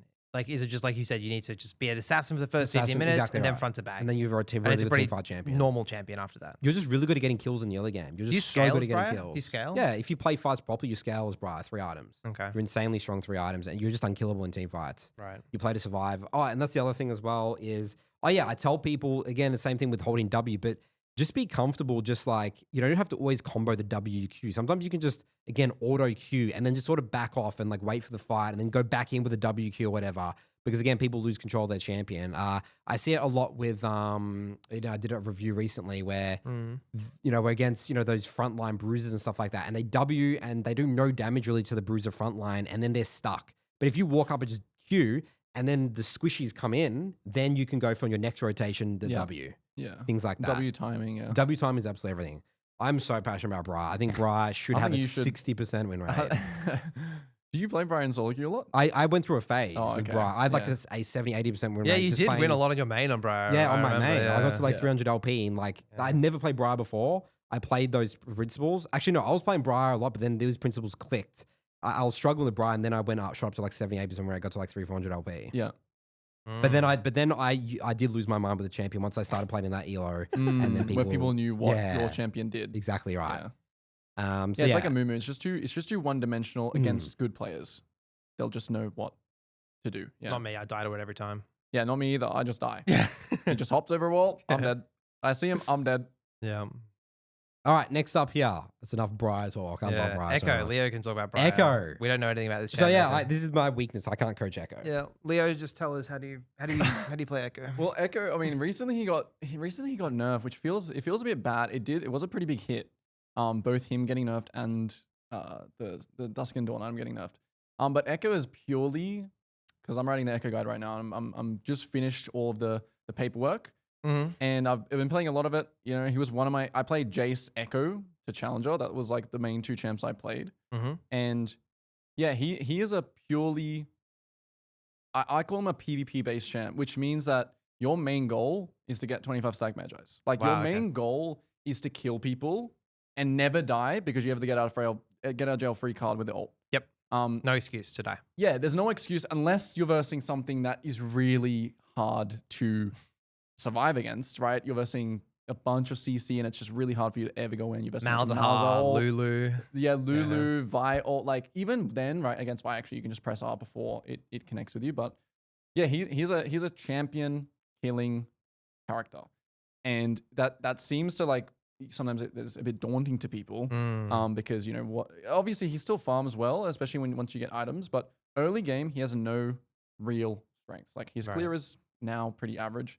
His ganks are good if you are good at using the W, which the W usage is pretty hard. But if you can't hit the W, you're not killing anyone. So is that really important when you're coaching Echoes? Do you put a lot of focus on W usage is like honestly the hardest thing about Ekko is just how you use your W. What about tips? Do you think it's easier to tell people hit Are there more principles? W's? What's some principles? So usually people use the W too far out of range. Yep. That's the first thing. They like cross the map. Well, basically? they use it to where the enemy sees them before you can jump into it. Okay, yeah, okay. Another way is like not using it to kind of bait people in. So like the enemy is chasing your team, and like you're kind of using the W out of fog. Like using it from fog is one of the main like principles. Yep, makes sense. Where the enemy can't see it, they see it, and you're on their screen. You're in the bubble with them, stunning them. But you know, lane ganks are really good as Ekko.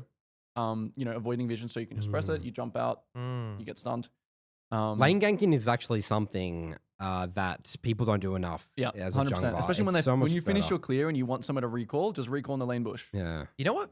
He's reminding me of Fiddlesticks. Yeah, I mean Like the way you're talking about the Echo W is how I think about the Fiddlesticks R. Yeah. You know, and you also want to be the same. Just like get one kill with your ulti, retreat into the jungle, Yeah. stack up your Dark Seal, and play the game like that. Yeah. And yeah, I just think he has no real redeeming qualities early. You pick up a few, so you got to get creative as well, like the lane ganks. You need to find like kind of creative ways to get kills, and you want to always, you know, one of the things you're going to do is you're going to do like an 8 camp, or you're going to always build Dark Seal, like it's just non-negotiable. You always build Dark Seal. You're stacking kills. Then once you pick up a few kills early, and you hit like I don't know, when you hit Death Cap, it's just the best scaling jungler in the game. Right? Yeah, you do the most damage. Yep. It's just unkillable. He's one of the more frustrating ones to verse Yeah, it's as just an AD really annoying. because they can just E flash auto on your head, Q auto dead. Yeah. Insta dead. And it's just the same mindset as well about you are playing like an assassin. So again, the same things you want to flank. You don't really want to hit the front line. You want the fight to start happening. First, and people you're use just their flying in. abilities. Yeah. It's the same kind of mindset. It's a carry jungle mindset. This fight needs to start. You need to not be the focus. That's it. You clear. You do an 8 camp. The reason you do an 8 camp as well is again because your gank is not insane. Like cross ganking mid is also nice when you do 8 camp right to start. And yeah, you buy Dark. What's it called? Blasting Wand. Start running around the map with that. So we're AP skipping early dragons to keep tempo up. Well, yeah, I mean, And the you always want to. Obviously, you want to contest Drake. You want to have a ward on it, or you want to have some idea about it spawning. But yeah, he sucks. I mean, he's good at taking robs. He's okay. Really bad at taking dragon, obviously, and he's no Warwick or Volibear. I would say his win again. The win con for Ekko is not it's not clearly all like stacked, right? It's one of those, another one of those champs where I like to say like you kind of make the enemy either rage quit or, you know, like you're just like this unstoppable force, or it's just like this thing that they have to constantly deal with, that if they ever want to fight, if they ever want to catch the wave, like you're just this extremely fed entity on the map that can't die. So it's really up to you to mess up on Ekko. Yeah. So interestingly, so the 10 champions we've talked so far, Ekko has the third highest win rate. Even in this current patch? In this current patch, yeah. So Briar is the highest, and then it went Xin Zhao, and then it went Ekko. Damn, that's interesting that his win rate actually did not get, because I think that maybe these are out of the top 10 most popular ones, to be clear. Yeah. He doesn't, Yeah, no, we're not talking about overall, just the top 10 most popular, Yeah, that's interesting. Yeah, I would say, I wouldn't say Ekko's too hard. That's the thing. Like the W usage is hard. Being disciplined, not, you know, fighting without your ult or putting yourself in a bit of a predicament without your ult is pretty much the only hard things about Ekko, in my opinion. Is there some finesse like Wing and then like ulting backwards onto the W? Do you care much about that stuff? Do you Zonya's into ult the things? I would say it's like something good to add to your playbook, right? You want to add that to your playbook. You do obviously want to be, you know, noticing where your clone is. But it's not something that I'm like super tunneling on. If it happens, it happens. If it looks like a really good ult and I'm just, you know, because his ult does so much damage, especially when you like throw a Q backwards and you ult into your passive. Yeah. And also you place the W there. Like, but I mean, again, I think lower elos will die to that. Yep. Obviously, when you get high elo, people are, again, more. Yeah, most Ekko, every single Ekko I see, it's just go in and ulti out. Yeah, it's always just go in EQ, kill someone, stack the Magi. Yep. Stack the Magi, stack the Magi, stack the Magi. Now you're unstoppable. Death cap, 25 stacks. Cool. What's your weakness? What about versus melee champs versus range champions? Yeah, so the weakness is, again, the CC. It's part of it. The weakness is dueling early. Like, you'll just get absolutely shit on by, like, Xin Zhao's, Diana's, whatever. Like, you just lose. Yeah, it's not even close. You're always playing that, again, not PV. So, yeah, when I say PvP, you're not PvP against the enemy jungle, not 1v1. You're playing to kill. To get Magi to stats. Get stacks, to get fed.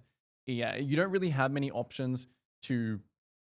There are going to be options. There are going to be scenarios where you fight the enemy jungle, but it's not like Kha'Zix, right? Where you're level 6 and you're like, let me go invade someone. Yeah, you're more of a 2v2, 3v3 type exactly. Champion. Yeah, you want the fight to not be around you. You want to counter gank. You want to, So you're playing a bit more opportunistically as opposed to proactively. You can't force things. You're very like opportunistic. You're not like forcing. And I think that's why Ekko. I mean, you said you got to challenge with Ekko, but I verse a lot of Echoes in high. I guess maybe I play Rek'Sai, so I have a very easy time against Ekko in the early game. Yeah. But yeah, I can they just do nothing the entire game. Just do nothing and you just gank and then you win. Yeah. That's his biggest weakness. Yeah, but if they get ahead, like Lillia says, they're basically another laner. They're that strong.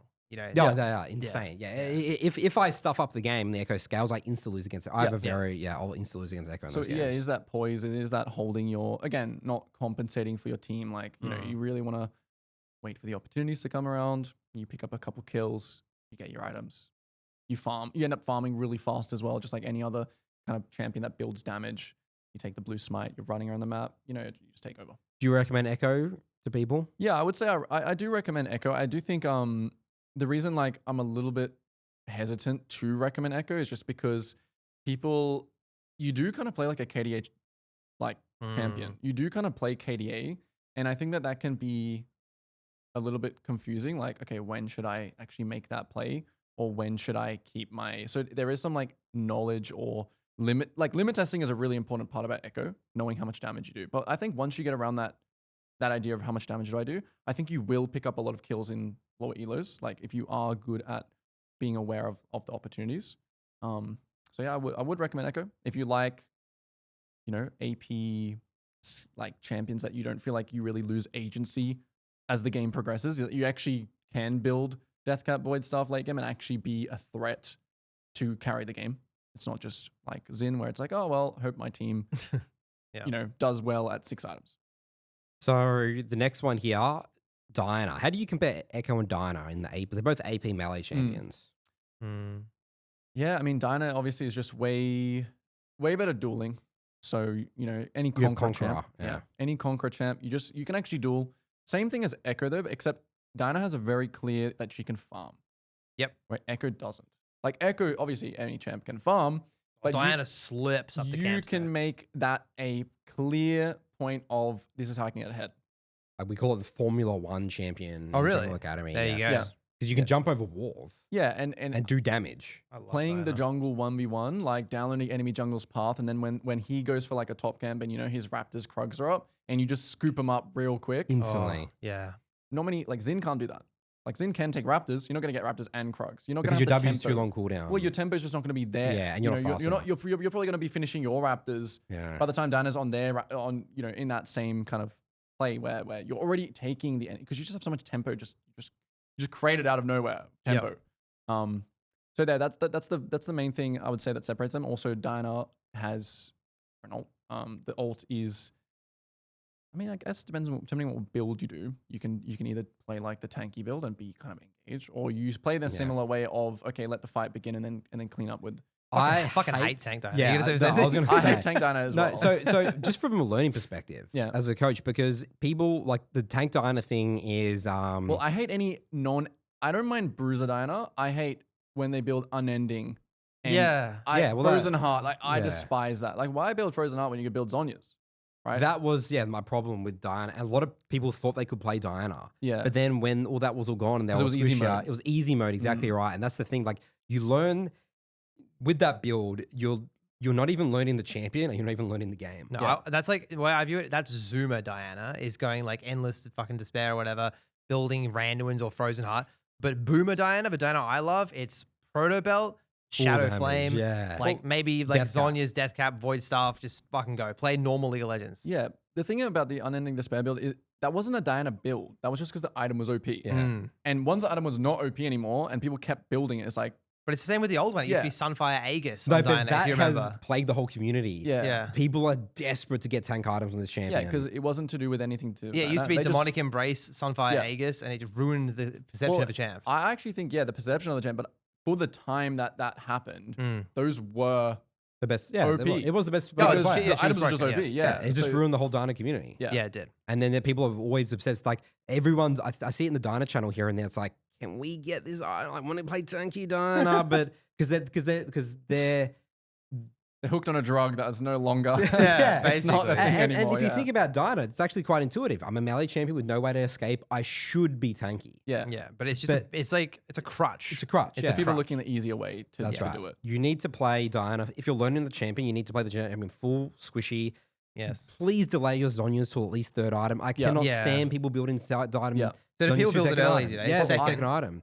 And you do no damage. I used to always just say, like, just go Nash's Lichbane. Like, I love that build. That's I a sick love build that too. build, Yeah, yeah. that's a So sick Nash's build. Lichbane into Shadowflame, or even when people build like Nash's Shadowflame Death Cap, I like that too. Yeah, don't like you have to like I like Nash's. try and yeah. delay your Zhonya's as much as you can. If Yeah. you can get to fourth item, is fantastic. Yeah. Nash's is where you really become that race car, right? The Formula Yeah. One car. Where you can But you're actually not that good at fighting people still. You're quite weak Yeah. still. But you speed run the jungle. But you want to have like 11 Yeah, you CS just per go up minute. 2 levels and Yeah. you Yeah. 11 CS per minute, and then Yeah. you just get to this point where you just carry.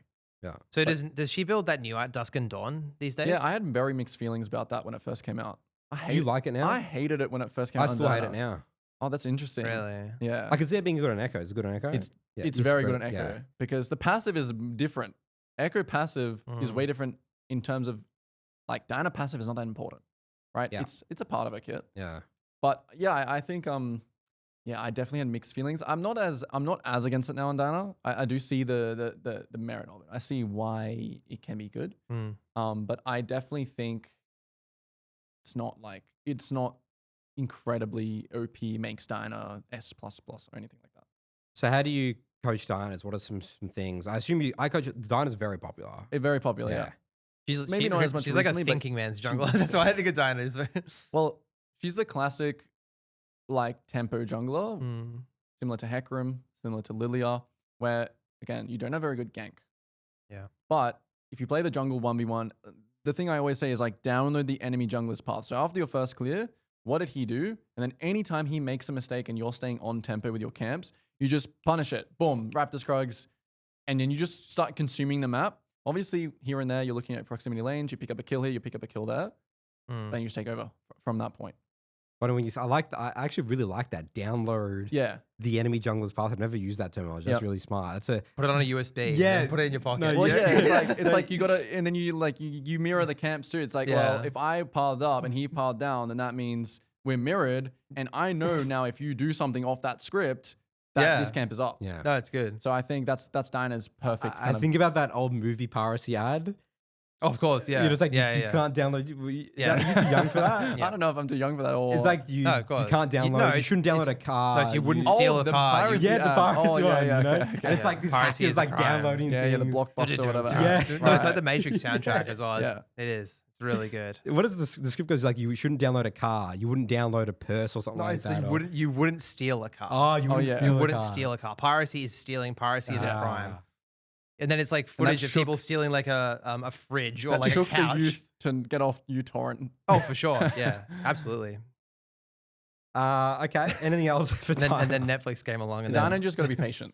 Yeah. You just got to be patient. Secondary. We call it secondary engage. You've got to be a secondary engage. Well, because you're a carry again. Like you gotta let the fight. Well, people. The problem with Diana that I see when I coach is that they try and primary engage too much. Yeah, and you can only primary engage when you have Zhonya's. Or it's clean. Yeah, or it's clean. If it's a clean like engage, flash EQ ult, Zhonya's, you can engage. And if it looks, especially when you get late game items as well, you can definitely look for those big moments. But generally, until you have that moment, it's not. So Diana. People think I think Diana's a hard champion. Let me think about this. What do you think about that? Is she? I initially recommended it to people. I don't recommend it to people anymore. You don't recommend it's it, just really? the tank build is easy, right? But like nowadays, I think carry Diana is not easy. Yeah. No. Because it just takes too much. The skirmishing fighting, you need just a lot of game sense. Yeah. Because once you're in, you're dead. It's also about people always use second E as well. Yep. Without the Q reset. I think it's just really punishing. If you miss a Q, it's really punishing. How are you missing those Qs though? People miss Qs. No, they don't. There is a skill to the Diana Q in itself. It's an odd skill shot for sure. Yeah, like I mean, you shouldn't be able to miss it close range because it's like it kind of. Well, Nathan, you shouldn't be able to miss it. No, but yeah, it lollipops. It's got a little beam and then it's got a big circle. The end of the hit range is big. But I think Diana. What do you reckon? Do you recommend this champ seems so easy to me. I don't know. Like it's easy for this is again a platinum emerald champion. It's like it is like a smurfing champ. It's a smurfing champ, but that makes sense. Yeah, I do think so. But isn't there like a really cut and dry play pattern? Like you just cycle your camps and then every time you cooldown, you have your flash specifically, just win the fight with that. Because you can't win that 5v5 at 22 minutes. They don't win That's not that fight. Yeah. Step up, guys. Come on. Yeah, it's not as clear. It's not as clear as so a lot of the Diana players in Jungle Academy and what I've coached, they have very clean, very beautiful early games. Always, yeah, right. Almost perfect, like challenger level stuff. It's always like, you need some killer instinct. You need to know when to flip the switch and pounce on opportunities. Yep. But they can't close out a game with Diana. You gotta have the montage mindset, guys. Come on. People get too fundamental. No, you've got to turn off your brain. You should too put that in rigid. the guide. You should be full clearing, and then at some point in the game, you need to have like, okay, I'm online now. I'm going to take off my glasses. I'm just going to like turn off my brain. Well, obviously, it is just like everything, right? Like it is just like noticing all these small details about like I have these items, they have those items, they're in this position, they're in this. This thing, guy has they're no in this flash. thing. Yeah. It's like obviously there's more that there is than just.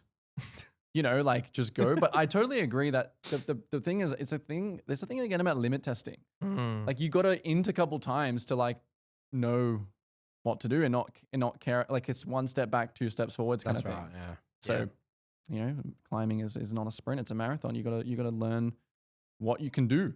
Throw yourself when you can flash in and ult and just kill everyone. Like not be scared. And if you fail it, then don't think must have been I can't. I should never engage. Yeah. It's that drawing that false conclusion. That's a good point, actually, because I remember when I was like playing a lot of Diana, like it was a good champion for knowing the rules, but knowing when to break them. I remember specifically watching Bo. I don't even know people. Bo was a jungler from China who went to Europe and played. He was very good at Diana, and he would always break the rules. He would do stuff like fight at level 4 and like double E all the time to generate Conqueror stacks and just click forwards and send it. That's another thing. Having I call it fake confidence. Yeah. It's like the confidence just to think or play as if you win. Yes, exactly right. That's what Bo would do every game. Just click them. Just think that you win and you will learn limits. And most of the time, the enemy will be like, wait, this guy knows something I don't. Yeah, exactly. Hang on a right. second, Yeah. and then they start fuck scared, up. Yeah, exactly. Because like Diana's meant to be not that strong in Yeah, terms it's like of, positive ego in those games. Yeah. No, Diana just is a very strong dueling champion. Yep. Just got strong dueling, and that's another thing. Like you don't want to be too You're rigid. tanky. Right? You've got a shield and a W. You thrive in extended fights because your passive cycle's so fast. You've Conqueror. got Conqueror. Yeah. Yeah, it's crazy. Yeah, people would never think, oh, I should like invade Mm. this enemy red buff spawn because I'm playing Diana. Oh, shouldn't I be clearing my camps? The camp cycling.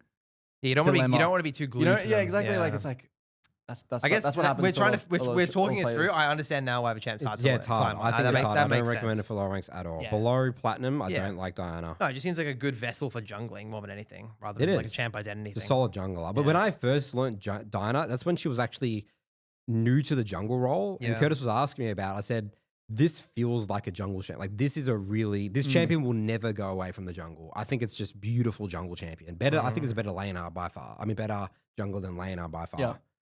You can actually hop over walls and utilize that. Speaking to some mid laners as well, just on this topic of Diana, Mm. a lot of them just think that Diana, again, because of the dueling about her shield, some part of her kit just OP at stat checking. Yep. That's why mid Diana is like It catches think- people off guard. Yeah, she it's always like- gets a solid she kill. catches people off guard Yeah. exactly with like, wait, that's so much damage, or that's she's killing me. She's DPS, she has burst, she has shield, she has so many things in her kit that are good for fighting. Yeah. 2 dashes as well. Yeah, Crazy. she's good. She is really good at fighting. Yeah, she's not great at ganking, but All right, next most popular champion, which surprises me, Shaco's so high up on this. Shaco's more popular than Jarvan, Nocturne, Lillia, That doesn't surprise me at all. I Volibear. thought Shaco's really popular. I thought Shaco would be higher on the list. Is Shaco just an OTP champion? Okay, so I can't coach Shaco. well, Did you coach Shaco? not really. I know about him. It's not. I've never ever been a Shaco player in my life. No. I've never had a phase. I've never had. It hasn't really. Good. That's correct. You I haven't shouldn't. That's really correct. ever wanted to explore. No. Because it's always been to me. It's been like, okay, well, I'm gonna have to invest time into this to get good. And I don't think, because I think in-vis champs are just either people like them or they're OP, right? Yeah. Because I mean, I don't know, the entire time last year, like Evelynn was never above that win rate. But I think again, with this new season, like champions like Evelynn, this is not Shaco either, but yeah, champions like Evelynn's win rate spiked, which is interesting. And I think just in-vis champs are OP. And also Shaco is a champion that people kind of cool and They vibe ganking with him. him, Yeah, for sure. it's like, They it's just become the Shaco. It's just a fun champ, right? Yeah. Doing a lot of damage, even playing AP, setting up boxes and things like that. I think it's just a fun champ. What do you think about AP versus AD, Shaco? I guess it just depends on what you have on your team, right? Like if you have full AP champs, got to go AD. If you have full AD champs, and you go AP. I think AP is the more annoying. The scaling is better. It's definitely I think a higher skill ceiling. Way harder to play. AP, Yeah, AP way Shaco. harder to play. AP Shacos are notoriously fucking useless. Yeah. Whereas the AD Yeah. Shacos, it's pretty Sometimes easy they to pop off. And Yeah. AP Shacos are really good if the team solo queue people can't play around the boxes and stuff. No, you need to Yeah. set up an objectives and Yeah. play like you've got a teamo on your team and like Yeah. actually set up properly. Yeah, you have to 100%. play with the AP Shaco. That Yeah. warps the entire game too. And Because honestly- AP Shaco can't skirmish. He can't play No. normal fights. No, you can't. Yeah. That's right. You don't have a jungler. But I've said to people like when you have an AP Shaco, you got to play like this, and people just can't be. I'll just lose. I'll rather Yeah, just get- lose the game. Yeah. They just can't be bothered like thinking about my Shaco's cooldown on. It's like when I have a boxes and Shaco support. People in Botland Academy have a Shaco support. It's like, just fuck off. Well, This is just like- we have on our server, we have what's his name? The Shaco. Gooby, yeah. Yeah. Like sometimes when I verse him, I'm like, why is this working? he makes like, it look OP. Oh, yeah, Why well, is this he makes it AP? look OP. Like, why is this working? He full clears. He doesn't even level Exactly. 3 Yeah, gank. he never does anything. He full clears, and he just like does objectives and plays real consistent play style. Yeah, that's right. And Beautiful I'm fundamentals. like, why is this working? Like, Yeah. this is just working. He's the only Shaco that I've versed that I'm like, yeah, that's what I actually recommended to Shaco players. It actually got people results. I said, actually don't level 3 gank, just full clear. Yeah. And they actually got results with that. Really? Yeah, full clear, play around Drake. Because I said that's what this Gooby guy does against me. And I'm like, Yeah. it's his just Like good League of Legends. because you get level 4 and you pretty much always get the first kill after Yep. your gank. Yeah, because his clear speed is actually And really good. but you can Yes. ruin the game from a level 3 gank. Yeah. Yeah, if it fails, then you're screwed. Well, it's just right? the thing show about the it's just the thing about like consistency versus like having this variable gank. I mean, I do think if I'm coaching obviously Gooby is this one individual case where you can learn something from it. Obviously, you can learn, hey, you can full clear and play on dragons. But I do think, why should we play Shaco if not to play to the strengths? Exactly right. Go play a different champion. Precisely. Yeah. Well, again, people just vibe with it, I guess. Yeah. Let's just let him cook, I reckon. And I do think you kill very easily level 3 gank, and you do invade and kill. Like, if you He's know scary, by your the way. stuff, He is scary to verse. I will say that. Yeah. I actually have been through periods of time banning it because it's just so it warps the game. people just die and people get mad and people. It's like he runs Ignite as well. It's annoying. He runs this different idea of winning, which is like making. Now, obviously, this is not like a win con. Yeah. But the more I kind of think about these champs as well, it's like he makes your team blame their jungler because it's like, why I'm getting ganked. Like, you know what I mean? Like, he actually does that. He genuinely does sound like that. a Redditor right now. Yeah, You're the guy, awesome. the Reddit guy. Like, this is why Shaco's OP. That's good. That's what Yeah, I but want. it's like he genuinely has that mental warfare. Oh yeah, he does. He does psychological damage to both teams. Yeah, I and it's like completely people have agree. such Yes. weak mentals as well. Yeah. That like you get that. So if everyone had strong mental, Shaco would be the worst champion in the game. Probably. Yeah. Yeah, because he doesn't do anything later on. Yeah, what I say where people, because people always ask how to play against Shaco, I said literally mindset is ignore him. Yeah. Never chase him stuff, Yeah, and you just precisely. win the game. You Precisely. don't, because that's why he's Just a keep low. good tempo, be at the objective with this He's ball, play on your strong low. lanes. He's Yeah. a low elo stomping champion where people lose their mind because they try and they lose their mind with a 20% They lose their HP. mind, yeah. Shaco running around like trying to think. You just completely ignore him. Just like, all right, 20% He's literally a HP. clown. See you that later. He's literally I'll a just go to clown. the Yeah. objective. Yeah. See you Clown, later. I'll yeah. have tempo on you. Yeah, and you'll be fine. All right. We got some Nathan Mott champions. For We the do next two indeed. champions. Next up is Jarvan. Jarvan's been one of my mains. I got into Challenger with Jarvan. You played a lot of Jarvan as well, right, lot. Leo? all times. Yeah. I mean, every jungler. Last season it goes was through my Jarvan main phases. against Oh, Jarvan. really? Now, this is Yeah. the true boomer jungler. This is what a jungler should be. I want Jarvan on my team every game, but a lot of Jarvans have terrible narratives, Nathan. Yeah, so I feel like Jarvan is Jarvan the progenitor of the whole narrative that I must not clear, and then Agurin fixed the whole community Yeah, I and think told he him to did. farm because I think he did. Jarvan went from like a 3 camper, the weakest thing in the game, like Nathan Yeah. Mott Jarvan 20 CS at 10 minutes, like hovering lanes, Yeah. like to like now my Jarvan is really powerful and can kill everyone. yeah, you just need to have 80 farm at 10 minutes and you're chilling. He is like Diana, Mm. kind of a speed like temp. Like I think the number one important thing is Jarvan is just tempo because his clear actually. I think also what happened is that his clear got better because people realized that you could use the flag and you can min max the clear really really well. And I think that's also something that changed with Jarvan, or for me with Jarvan, is I'm like, wow, I can actually min max this clear. And I also realized that my champion doesn't actually get outscaled because my multiple like knockups Going in a back fight to the flag. is so OP. Again, And these yeah, are both Agurin things. Did, Yeah, it's Agurin Agurin, did teach yes. me that. Yeah. Yes. I realized that, wow, this champ does. Yeah. It doesn't have to rely on picking up level 3 kills. Doesn't have to rely on winning the game at 20 minutes. Yeah, and before Agurin kind of popularized it, the Jarvan is all EQ into R. Yeah, and then just 2 levels and down. bomb the game. Yeah, Okay, so the biggest thing that I see with So Jarvan different. players in coaching, and again, I think a lot of the community do know this, Yeah. but they don't repeat gank flashless champions. Oh, yeah. Oh, They yeah. spread their resources so thin. That makes sense. I call it you have to put a crosshair on the enemy. Once you invest into one lane, when you go for that weak side gank on the next clear, you're just ruining everything. Oh, If yeah, you burn you- everyone's it's- flash constantly, this is for every champ, but obviously Jarvan specific because if Extreme, you press yeah. R, it's a kill. Well, Jarvan's a classic. You burn their flash with your flash, you come back at 6, that Yeah. champion's dead. Yeah, that's Yeah. your mindset. It's like, Yeah. because people are like, oh, I couldn't kill this guy, but that's what I do. I play to burn the flash. Throw yourself at them. Trade your flash for their flash. Yeah, 'cause- 'cause especially their against flash- champs like Well, mobile. immobiles, Yeah, like immobiles mages and stuff specifically, like yeah. that. That's like literally like the game plan of Jarvan is like clear as fast as you can to the lane that you think that you can get a kill or Yep. in a mobile champ, or you're versing Twitch Lulu.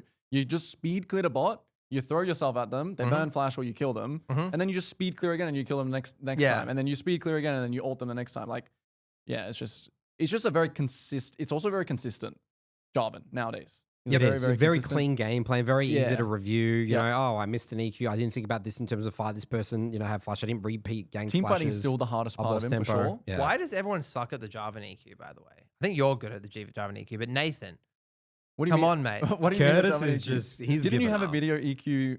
Yeah, we made that EQ together. theory, yeah. Yeah. I overthink the EQ now because I've gone so Okay, so in- what's No, I've we been so in had depth. like a borderline psychedelic experience making that on, tell me about Jarvan guy. Like, me and Nathan were just locked at Nathan's house and then again at my house, just playing Jarvan, editing this guy, going deep on EQ theory. It took like 3 months, 2 months. It was a crazy one because I was going on holiday the day after, and Nathan annoyed my partner by staying at my house until 1 like 1 a.m. Forget the finding Just Jarvan. cooking up. cooking the Jarvan guy before I We had left to the edit holiday. it. the So next what day. what is the Yeah. the overthinking now? Oh, just holding it too hold it too long. long. Oh, holding it. Yeah. Okay. It just takes it to the extreme. And then what happened is So, that and he peels too much as well. Yeah, He I doesn't play pounce on peeling opportunity. Jarvan. He's not creative enough. He's very rigid. I just like when the pressure's on me to hit an EQ, I always will miss. So like for example, the mid to late game fights, like where you But flash that's EQ the carry. But I think you just choke. also use like once you create that in your head, which is interesting to Oh, think yeah. about, you just lose confidence. I've Yeah, lo- I he's been understand. labeled the Jarvan EQ Yeah, which misser, is- so now he is the Jarvan Yeah, EQ it's misser. my identity Yeah. level. Yeah. Yeah. It's But really, yeah, I it's mean, really toxic. Curtis it's really toxic. just has given up on me. Dude. Like, if he says a Jarvan, like, he expects me to hit not a single EQ. Yeah. in No, that you game. just need to it's confidence. Like like sometimes, is. sometimes Sometimes I'll I have on a a row. game where I miss a couple and I'm like, damn, I'm just not hitting my EQs. Yeah. And And sometimes you get everyone. and You sometimes never I'm just miss. like, I'm the best Jarvan player in the world. That's Yeah. right. Yeah. There's also just like, there's so much finesse to this champion, in my opinion. Like flash ulting and then EQing away. I love Going I back just to the love how many flag. levels of his team fighting there are, especially Yeah. when you build CDR items. Mm. It just feels so nice to like just there's even like the flash on the EQ, EQ knock up flash, someone, predict, knock up another yeah, person, yeah. or flash alt EQ out, trap someone that's just can like a Cho'Gath with no flash. You just like alt them and EQ out. Yep. So many ways which makes team fighting that more, I guess, hard with Jarvan. I do think Yeah. it's not very clear what you should do because it's not always just EQ and alt. Like sometimes you will just EQ and alt, Mm. but you really have to be thinking. He's not like Pantheon or Xin, where Yeah. he doesn't have that block. So Because you can int. That's you the do difference. not want to just go in Yeah. and die. No. Your whole idea is getting multiple knockups because your knockup is such an OP ability, Mm. and that's how you carry a fight. It's like a Malphite ult on a 5-10 second literally, cooldown. Dude, literally, my that's how you carry. Like obviously, you can play damage to items and kill people. There's a new build as well. Yeah. Is it profane? Yeah, with Profane Profane. Sun's Like, Sky. because that's new this year, right? Yeah, but you'll Everyone- still build tank. You will sometimes build tank. Sometimes you'll build like full bruiser. Right. But you end up eventually, you end up not just assassinating people. Right. Especially if you build like Frozen Heart, because Frozen Heart's a great item as Jarvan. I mean, you can build full bruiser, but I love the Frozen Heart Jarvan. Yeah. I'm a sucker well, for you for spike Bruiser it's CD Jarvan. 20% CDR for like 2 point whatever hell. My much gold it my is. favorite It's- esports clip of all time is the Ambition from it was 2016 or 17 Jarvan in the bot river where he's multiple EQing to the flag. So it's very Yeah, satisfying to insane. watch. Yeah, I love Jarvan. My two things: be a tempo warlord Mm-hmm. and think about multiple knockups in a team fight. Multiple knockups. You're more CC than damage. Is that how you think about it? When you get like late game, mid late game team fights, early Right. game, early game you can definitely just chuck an EQ ult on someone and just kill them. Yeah. Another thing as well is like people not just executing people with ult. You know what I mean? Just kill them. Just don't like wait around. Just For the execute- multi-man hours, whatever. Just kill one person quick. Just kill. Yeah, that's just- good. That's a just good kill. point. Yeah. Yeah. Yeah, it's a single target nuke is what it is. Because I mean, multi-target nuke actually. 2-3 items, you do a lot of damage. And you should also be ahead because you've kept good tempo. You've played to somewhere. He is so broken when you have like 3 items and you have all CDR items. It's insane. All those bruises are super OP, right? CDR and 3 items with Sundered, and that's just the build. All right, moving on here. Nocturne. Do you recommend Nocturne? Is Nocturne the best champion for learning the game? I have big things about Nocturne. Hmm. I think it's great for learning the game. He's great for learning the game. No one Very, fight, cycle very the camps. easy to review. Very, Noah. Very No binary. fighting. Yeah. Okay, I mean, the things that, so I think Nocturne's fantastic for people learning. There's just when people like are new to the game, they're a little bit too rigid. They have like this. Do you get bad habits playing Nocturne? Maybe a little bit. You're a little bit because you don't really learn skirmishing that well. Like you're very rigid in terms of the way you skirmish. But the biggest thing that I say, just some tips for coaching that I always say. Okay, he's going to hold some abilities probably. They have Noah and they have no E, and they're just like running at people in the fight. The way you talk about And they're junglers, so it's like useless. there's the zombies from like Day of the Dead. They're just like They just do. running in. Like, They do. is that what you think they Yeah, do? they do. I see it. Like especially Dawn of the Dead, when I'd you say. know how you talk about teaching Nocturne the game. Like Nocturne isn't like a Volibear can always kill people in fight. This is why I actually recommend Volibear. It's just cooldown champs versus non-cooldown champs. Yeah, exactly right. And then these Nocturne players because especially in lower ranks, there's so much fighting going on. Yeah, they feel very uncomfortable letting their team rot. Yeah. It's always like, oh, should I do something? And then they bait each other. Yeah. It's like, oh, do you have cooldowns? No. Why are you here? Like, what's happening? Like, why are we? They stand around. They encourage each other, don't they? With the body language. And the other thing as well is that W scales with like game knowledge as well. Like, you got to know really what every champion does. So, Nocturne's iffy. I don't think he's a champion that is one of the first that come to mind for recommending for lower ranks. Yeah, he definitely is for me. And the reason for that is just because, I actually remember coaching a player who was Iron and he played Nocturne and immediately climbed to Silver. And I can't remember what champion. Huge. Yeah, which is insane. That's an insane. That's an insane like difference in and the thing for I don't remember what he played like a champion that wasn't like clear identity. And just the fact that you can just clear and press R for like when we're talking about low elo, I'm talking about like below gold, below plat.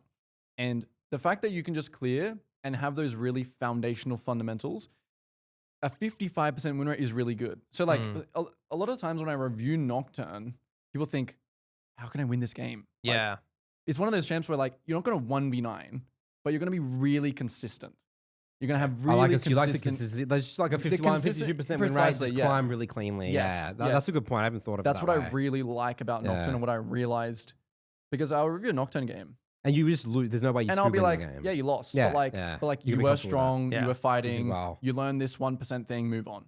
That actually helps me review Nocturne games because I try and problem solve those. Yeah, they're exactly. And you can't. They're very painful because you can make them worse. Yeah. As well. There is only realistically so much. I feel like you can coach. I'm not gonna sit there and like coach like a silver player. Like this is what a challenger player would. How he would win this. He would do. It's just like take one or few things. It doesn't have to be some profound. Learning, especially with a champion like Nocturne, like with Elise, if I'm coaching, I'm going to be like, you got to do these things. Like you got to win these fights. You got to, but with Nocturne, it's like you were strong. You translated your lead to this fight. Your guy ran it down here. You can't be like this massive diff, but you can be really consistent. Yeah.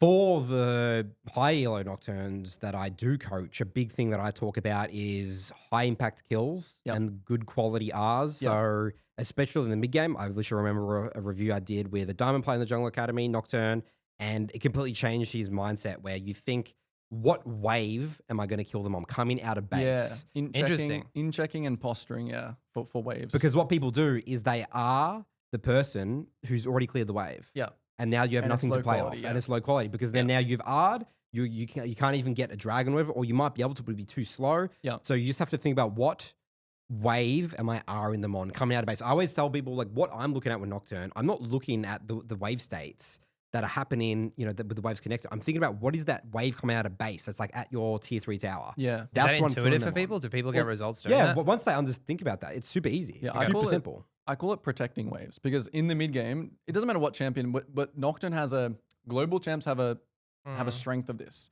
which is you can be on your Gromp and still be protecting waves. Pantheons. Which is so good, especially for lower elo as well, because you can protect waves and you don't have to have this like thinking about like, I need to be exactly there before they clear the wave. How much wave clear do they have? Do I have to skip camps? Exactly. You can be a bit more. Yeah, exactly. You don't have to skip camps. You can still be farmed. And I think that's really good with Nocturne. I think, mid game is all about waves. It's all about playing off waves. Which wave can you play off and how are you going to progress the game? And Nocturne can keep that high CS, which I think you can keep strong, right? You can keep strong with these global champs. Yeah. You don't just stop farming and like group ARAM with your team. Like you should always be hitting a camp and being able to just, fight starts ult to your proximity lanes. What about split pushing on Nocturne? Should you side lane? I'm a big that's where you can actually start like carrying games as well. Like you build to beat the enemy top laner. Right. Yeah, you play to beat the enemy top laner and you just explode that lane in terms of your own gold. You still team fight, but like you kill that guy, you break the tier 2, you explode with gold. So I actually think building with Nocturne is very important. Interesting. To know what to build, to sometimes be able to like beat the enemy top 1v1. What are some examples? So like if you're versing like a tank, like if you're versing like a Cho'Gath, building Blade, potentially building these items to be able to catch and kill that guy because he's really easy food. Also, something with Nocturne, I just realized is like knowing what your food is. This is what Schoenfire taught me once. Okay, you got to know who your food is, who you want to kill, who you want to eat. Who should go 0-10? Who should go 0-10? Yeah, exactly. Like if I'm versing a Cho'Gath as Nocturne, he's going 0-10. Like it's just gonna happen. Like he's gonna die every time. Some people he tries would think that's crazy. They got to go for the squishy people, but you'll use farm tanks because they can't get away from. No, it's slow and clunky, and you're so sticky. You still look for the carries in the immobile champs, but I think like that's just something to add. You're not gonna do it every game. You're not gonna build to kill. But the thing is, if you're strong enough to kill the Cho'Gath, you're definitely strong enough, and you will get strong enough to. It doesn't matter if you build items to kill Cho'Gath, you'll still kill their carries with Blade, Weaver, et cetera. Yeah, because you'll just be so fed. Because you're just so fed. Nathan, I see we're both doing the same thing. We're looking at the vast sea of champions that we have left. We're going to speed it up. We've been recording for 2 hours. Oh, wow. Oh, my goodness. And we've done how many champions? 14 champions. Okay, I have a recommendation. What's that? I think we should skip champions we don't want to talk about. We can come back to them at the end and speed run, but let's keep going on fun, like important champs. So I think we should... I suggest we skip these three and we go straight to this. Zaheen, Mundo, Sylas. I think we come back to those. I think we hit Amumu. Maybe hit with Volibear. We can just relate champs to also other champs that we've already cut, like similar. Or how about just give a one line on each of the ones instead of skipping? What do you think? Okay, let's just do it because I want it to be more so helping how to get better at these champions. Okay. And what are some coaching things? So it's just coaching stuff. Just coaching stuff, yeah. I don't want to say anything about it. I don't know what Zaheen does, honestly, still. Xin Zhao, but better. Okay. Xin Zhao, but more carry. Really good late game. Yeah. Tempo is really bad because it's clear socks. But I like the Xin Zhao analogy. But you become a monster. You got to throw yourself at them, right? I mean, Zaheen's just a better carry Xin Zhao, in my opinion. That's how I think about him. Stop chasing people. Let them come into you. Oh, that's what you learned from Chippies. Yes, that's what I learned from Chippies. Same thing. People just have this fascination with chasing people because they think they're so strong. You need to let. I actually have a coach as a him player just recently in Jungle Academy, and I used everything Chippies told me in that episode about. Yeah, you need to let the game come into you. Nice. Mundo is the next one. Abomination. That's what I would say about this champion. You need to let people create situations where people coming into you. Yep. And you need to think about poking. Q is the best poking ability in the game. Yeah. Mundo's not a DPS champ until you're just Thanos and you can just stat check people. What I see a lot is Mundo players, they try and like fight 1v1 and he's not a DPS champ. He's a burst champ. You throw Q, auto E, you kite.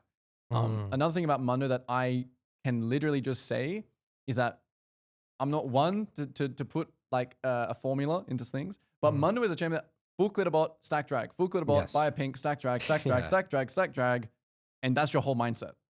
I definitely think Mundo, you can legit cheat LP doing that because if you just buy a pink and you just kill the dragon in 2 seconds because you're Mundo, you kill it instantly with cleavers.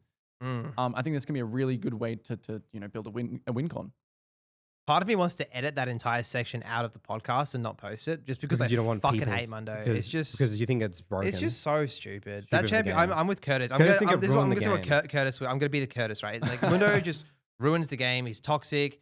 He wins the game by being inactive and doing nothing. He's like piss easy to play. Thousands of LP just injected into your veins as soon as you lock in this champion. The reason for that is what I just said. Is like it's a formula. It can be a formula champ. There's not much like. But even the way it skirmishes and plays fights, Leo, like I feel like you're talking about it like there's some art to it. Like I need to go in and chunk a kite out. These Mundos literally just press R and they sprint forward. There is levels. There is 100%. No, but you can also do that. No, as well. Then why does it have? It has a fucking huge win rate. It's got the biggest win rate we've seen so far. Yeah, it does. It's ridiculous. It's just too broken. Get that thing off my screen. I don't even want.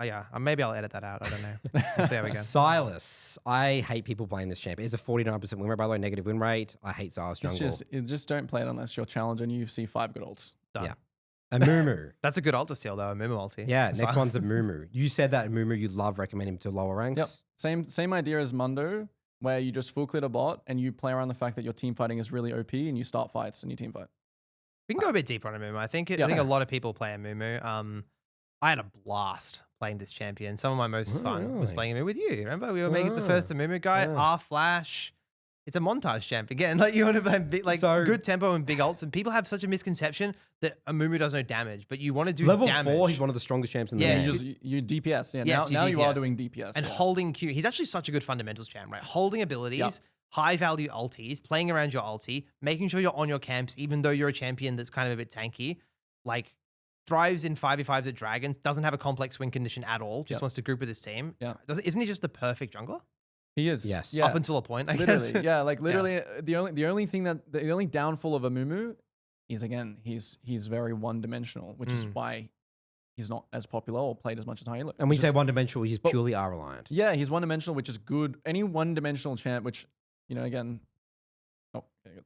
No, you're okay. Any one-dimensional champ is generally good in lower elos because it's just very clear what you do. You just do this. There's not much adaptation needed. There's not much... You should obviously be building those, fundamentals of, okay, well, I see this and I do this and I see him bot side. So yeah, it's not about I'll only do Drake. I see him bot side. I can take grubs. Like you can still obviously do those things. We're not saying that it's purely based on that. But yeah, very clear direction champ, strong, easy, good team fighting. Like ease of execution is something that is also OP in high elo. And ease of execution, like you're going to out damage CC and damage in a fight regardless. Yeah. In the mid to late game. And that's valuable. That's extremely valuable. Ease of execution. Yeah, literally just I press R flash. I Q in. Yeah. I taxi to a minion or I taxi to a tank and I R flash everyone. It feels great. It's just amazing. It's just OP. Yeah. Which is what I actually think a lot of the lower elo movie players struggle with. They use flash as a defensive ability too much.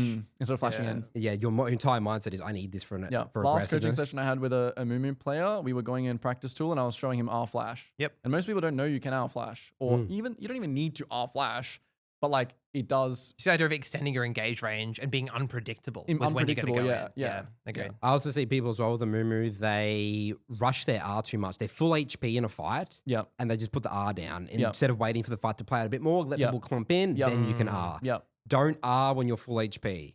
Just relax. Unless it's literally your teammates can instantly follow up. And the other problem I see with a Mumu is that people aren't aware of where their team are because the later the game goes, you actually are a CC bot. You actually don't really do. You can't actually kill people. You can, but you can't. So you need your teammates to be around. Diving too far. Yeah. That's a classic tank problem, which is eventually you stop just 1v5ing. You don't think about your carries. And you when you ult and your team can't do damage, that's the number one thing playing any tank. Yeah. Zach is another problem I see with that. You go in, you ult the back line, you turn around, your team are across the Pacific Ocean. Which is it's just awareness thing, especially when you're playing champions like Zach and Amumu, where you're going well past their range. All right, next up, Jax. I don't want to play with Jax. I think Jax is one of the worst junglers in the game. I think he's a counter pick and competitive, and people need to stop playing in solo queue. Am I wrong? I think Jax is an OP 1v1 jungler. I think he beats most. Like he is. The thing about Jax is like he's kind of like Zaheen, where he has a really weak kind of early, but he does have like a bit more of like the 1v1 power and the dueling. And again, he's just an item. I think that he's just a champion that based on what items OP. Right. I think that time where people were just building like Triforce Sundered Zonyas. Yeah. The champ was just really good at scaling. So he's just a scaling jungler. He's slow in the early game, but once he item spikes, he's really OP. Pisses me off how popular he is, by the way. What the hell? He's the 19th most popular jungler. Well, he's also simple again. Like I think he's very secondary and all that. More popular than Volibear and Fiddle and Hecarim. It's crazy. Yeah, so sad. That's interesting. So upsetting. Yeah, I'm glad you're in my boat. It's just sad. Yeah, I never liked playing Jax. I never had a Jax jungle phase. No. It's really annoying to verse, but I do see why it's popular because again, I think people like not just feeling useless at 3 items. I think people like being carry that does damage throughout the game, that farms well, and is relevant past, a certain point. All right, next up is Volibear. This is one of my main champions. I've gotten to challenger with this champion multiple times. And Volibear should be a champion that has a 60% win rate. And he's currently at 51. So you think it's broken? Because no one knows how to play it. And what do they do wrong? Every Volibear review that I do, they miss about 3 to 4 kills early game. Yeah, almost 100% guaranteed. 3 to 4. 3 to 4. Yeah, I've been counting. I got a little spreadsheet. And the reason why are they missing? because they rush their EQ again, the holding EQ. So It's the same thing about walking up and just pressing W. Yeah, That's- walk yeah, up and but I- W, it makes and then sense of and all then that. and then Yeah, okay. it baits them because they think, oh, I win the fight, I'm chunking him, and then you have the second W and Yeah. you have your EQ. You're actually unkillable. Or like people queuing ask- too early as well. Yes, Like from like dot when from like they dot gank in, bush. yeah. They're And then it queuing from like dot expires. bush. Oh no. I mean, it's like Yeah. yeah, they're using it as like a movement speed to get. Yeah, And they're not cutting off, and they're not and- utilizing the cutoff and the thing that you can already do, which is you can already get behind them, so you don't need to queue in a straight line to like get to them.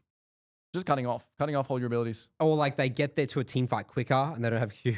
Yeah.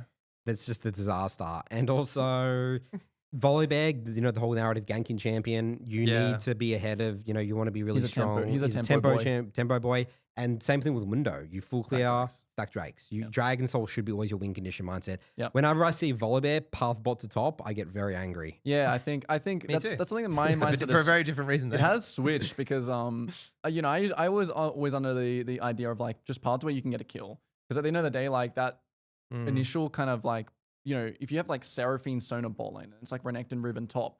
I think the fact of you going up there and changing fed. that influencing plus getting fed plus playing to where it's volatile You go sway the matchup. is more important than like the idea of, well, maybe I'll But with get sold this Volibear, game. you But- say it doesn't matter. Though. Exactly. Yeah, I agree. think so. I'm not I'm completely sold. 100% sold. But- Does it change 'cause- with the 'cause higher the ranks? Thing, the thing is, I mean, maybe it does change the higher ranks, but the thing is, as well, like, you can explode the game so hard in like a or in like a Renekton versus Riven matchup where Yeah. the Riven just gets dove, you get his top side, like, Yeah. yeah. And See- I think as well with the carry build, it's not as reliant as like get soul, but for the most part, yeah, like 99% of the games, you'll part the bot, unless it's very, very specifically a crazy Ignite versus Ignite, Riven versus Renekton kind of idea. And then also with the EQ combo, people have built a habit very quickly with Volibear of Qing and then pressing E instead of the EQ. Yeah.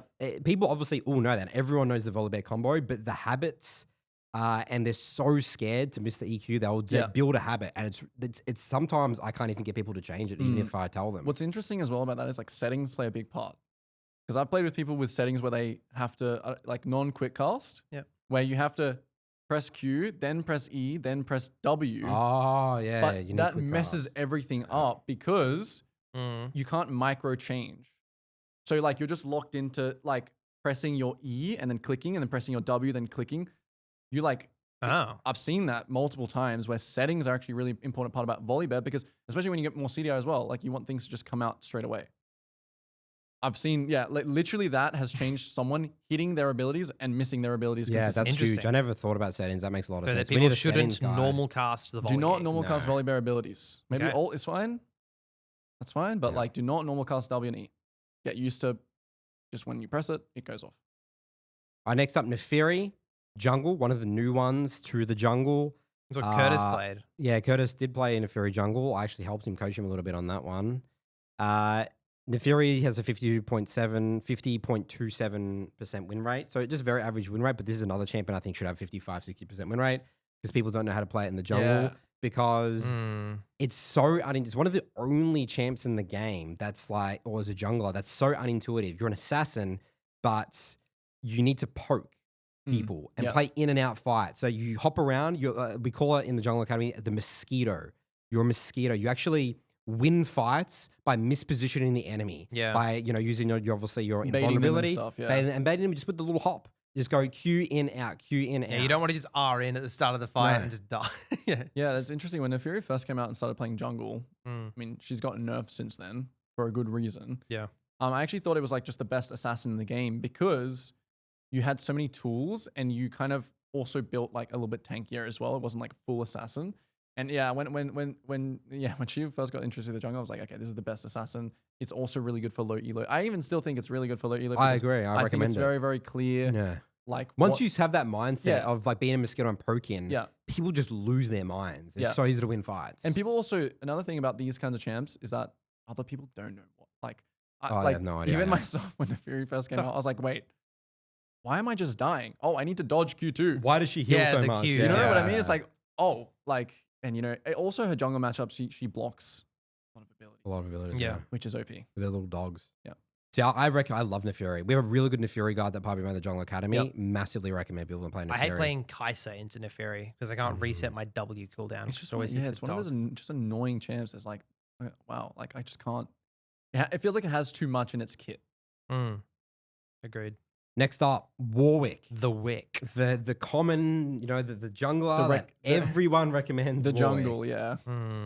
So I'll just, again, we sort of need to start speedrunning this. I'll just say, I think Warwick just teaches horrendous fundamentals. That's what it is Nunu. Because you can skip, you don't learn how to gank. Yeah.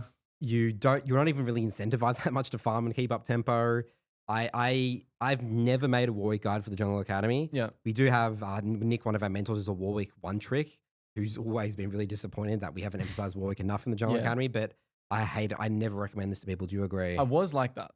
But then I realized that the skill set of farming and ganking are both important. I would always recommend... But do you even know gank properly, though, with the champion? Do you learn how to gank properly with it? Well... You break the game. Nathan's saying it was a crutch because of the movement speed. Yeah, same with Nunu. I see. Yeah. So you can gank ungankable lanes because you're so fast. I wouldn't go as far as ganking ungankable lanes, but I do think you learn the ganking skill set. And I think that Interesting. You should play to a champion's strength. I do think that learning the game... This is something I've changed. I do think learning the game, I would usually recommend having a foundation of farming and going for only high percentage players when your camps are up and stuff like that. But I do think that just ganking is something that you can play to even when you're learning the game. And I think the win rate, yes, it's maybe inflated for that reason. But I also always recommend just climbing, even if you're inflated, is good because the number one play that the number one way you're going to improve is by versing better people, better skirmishing. So like if I climb as Warwick from bronze to gold, or from bronze to plat, I'm still okay. Like that's why OTPs, a lot of pro players get picked up from being OTPs, but they don't be OTP Warwick players because Warwick players as well, Leo. You say you learn how to fight better against pro players. The champion also teaches horrendous fighting. You don't really. So you think every fighting. Warwick player is probably just extremely inflated? Yes. Yeah, he does. He does believe that. Yes. Yeah, I do think I do think him and Nunu are in a category of their own. But I don't mind someone saying that I like ganking and I'm really good at ganking. Yeah, I still think they deserve their place in the ranks. And again, Nathan's just seeing some shit. I recommend climbing. I recommend climbing. I recommend playing the champ that's good for your MMR. Yeah. I've changed my opinion of this as well. I believe you shouldn't prepare for high elo.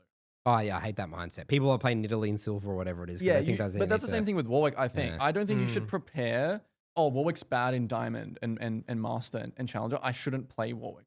It's the same thing. I agree. Yeah, so maybe Warwick's just a good LP getter is what Leo's trying to get across. Yeah, it is. Yeah, it's the same with Mundo. Mundo's not, obviously, full clear, stack drags. It's the same thing, Yeah, I think I'll say Mundo also. There's just an extent to which you can do that. I'm kind of in between you guys because I think if you play these LP getter champions like the Nunu or the Warwick, and you get to platinum. Yeah. What if you don't want to play Nunu or Warwick anymore? Yeah. You're done. I think it's good your career as is long ruined. as you're okay going down hundreds of LP. I don't think you're getting to platinum with Warwick and dropping to silver on a different champ. I think you are. I don't think you are doing that. Really? I think you can translate those skills. Maybe on Nunu. I think the camp cycling is extremely over, valued. I think the game nowadays as well is even though consistency wise, I'll always teach you should clear camps and play high percentage ganks. Yeah, even it's the same thing again though. On Warwick, the gank is just high percentage. Yes. Yeah, okay. You have more options. Same with Nunu. Yeah, same and with you should Nunu. play to your strength. But your hidden camps have been strong. I still want to see the Warwick players that have got results. I mean, I have coached Warwick players and have gotten them results. They're still farm. They're 80 farm by 10 minutes. Yeah, they're still farm. Yeah. And they're play so on their power strong. spikes. Yeah. You can definitely play Warwick like that. It doesn't mean it's any champ. It doesn't mean you have to gank. Right? Jungle's jungle, dude. Jungle is jungle. Every champ is the same. Warwick is just a champion that is just good at fighting. Has an OP ult. Has good power spikes. That's it. If you learn Warwick in the Jungle Academy, you'll be fine. Of course. You won't drop hundreds of LP because you actually will teach you how to play properly. Exactly. I mean that's the benefit of having people pairing that. But with what I'm afraid is the direction. general community with no guidance smashing their head on their they're wicking around the rift. And then those are the people that go down to silver. They're thinking they're gods. I mean, if it's not working for you, it's like anything. If you're making it work, make it work. If you played 100 games and it's not working for you, then change. Find something else that you like. Find something else that Right, next up is Lillia Leo. I love Here we go. I think Lillia is like the hardest champ in the game. Hardest? No, it's not the hardest. It's I really struggle coaching Lillia players. There's a couple of principles. You love Lillia, Charles. Maybe this can be your I made section. the Lillia guide in the Jungle Academy. What do you think about Lillia? So I always say if you start losing your mind with Lillia, you need to drop the champion ASAP. I don't know how you could lose your mind with Lillia. I mean, it's the same thing with Diana, Charles. Like it's just so yeah, it's very similar to fighting Diana. I is agree. so hard. You've got to really. She's the in and out fighter. Was the name we gave her, right? But what happens if you're against a heavy range comp? Then get good at throwing that E and play on your flash cooldown, and then Q Not flash easy. R and win the game. Easier said than done. No, she's not a tempo demon, right? Obviously, you want to run around the map farming all the camps. She's really, really good at invading because she can like disengage and one-shot camps. You also win every smite with W smite. So she's really good at doing that. I mean, a lot of the guide we spoke about was just like a lot of E theory. Like I think the champions actually changed quite a bit since then. Yeah. But like it was actually E max when we did that guide. E max second rather, yeah. but I don't think it is anymore. No, it's W, yeah. But again, it's just a mechanics champ as well. You need to get really good It's at the same dodging thing- skill shots. It's the same thing with Diana. They can get ahead or have very clean but it game translates plans. to nothing. The 22, 23-minute fight, they can't win. Yeah, but again, you can have principles around how to carry in the mid game, right? You just need to play on your flash cooldown. She transforms as a champion when you have flash. Like if you can play well and get to a point where you can Q flash R Zhonya's in a fight and hit multiple people, you can just win the fight by doing that. It's not like you don't have to be ultra creative, and you also need to know how to like put yourself in the line of fire. A lot of Lillia's, because the champion looks like Bambi, you look weak and squishy, but you need to know to go in, duck and weave, like actually take a bit of damage maybe, get in there, stack your conqueror and go. So yeah, I think Lillia's probably my second most played champ in my entire career. Awesome. And I think recently, I don't know what's happened. I don't know if it's just Lillia's weak. I'm not sure but back last year when she had like a 52, 53% win rate, I do think she played out exactly the same as Diana. Yeah. Easier because the thing about Lillia is that I do think she's easier than Diana because obviously you need to have good clicking, right? Obviously you need to have good spacing, which is always going to be a factor of, okay, well, you need to be able to land your Q and come out and land your Q and come out. I think the main thing that people struggle when playing Lillia, which is they don't value stacks extremely highly. You have to be obsessed with You need to be Q4 stacks, obsessed with getting stacks. Yep. The champion is actually the most useless champion in the game if you're running into a fight without stacks. That makes sense. That's the number one thing. The number two thing is you're playing for 300 CS at 30 minutes and you're going to play for that flash ult carry fight. Correct. So if you compensate early, if you match the dragon instead of trading, if you do all these things, like kind of similar to Graves, but you're actually it's easier. Yeah, you've got the go button. You should Yeah. have 350 CS at 30 minutes. You should be like, consume, and then you pull the trigger on that good fight. And that's the hardest part about Lillia. Yeah. Figuring out when you should go for that fight and when you should not compensate, which makes it hard.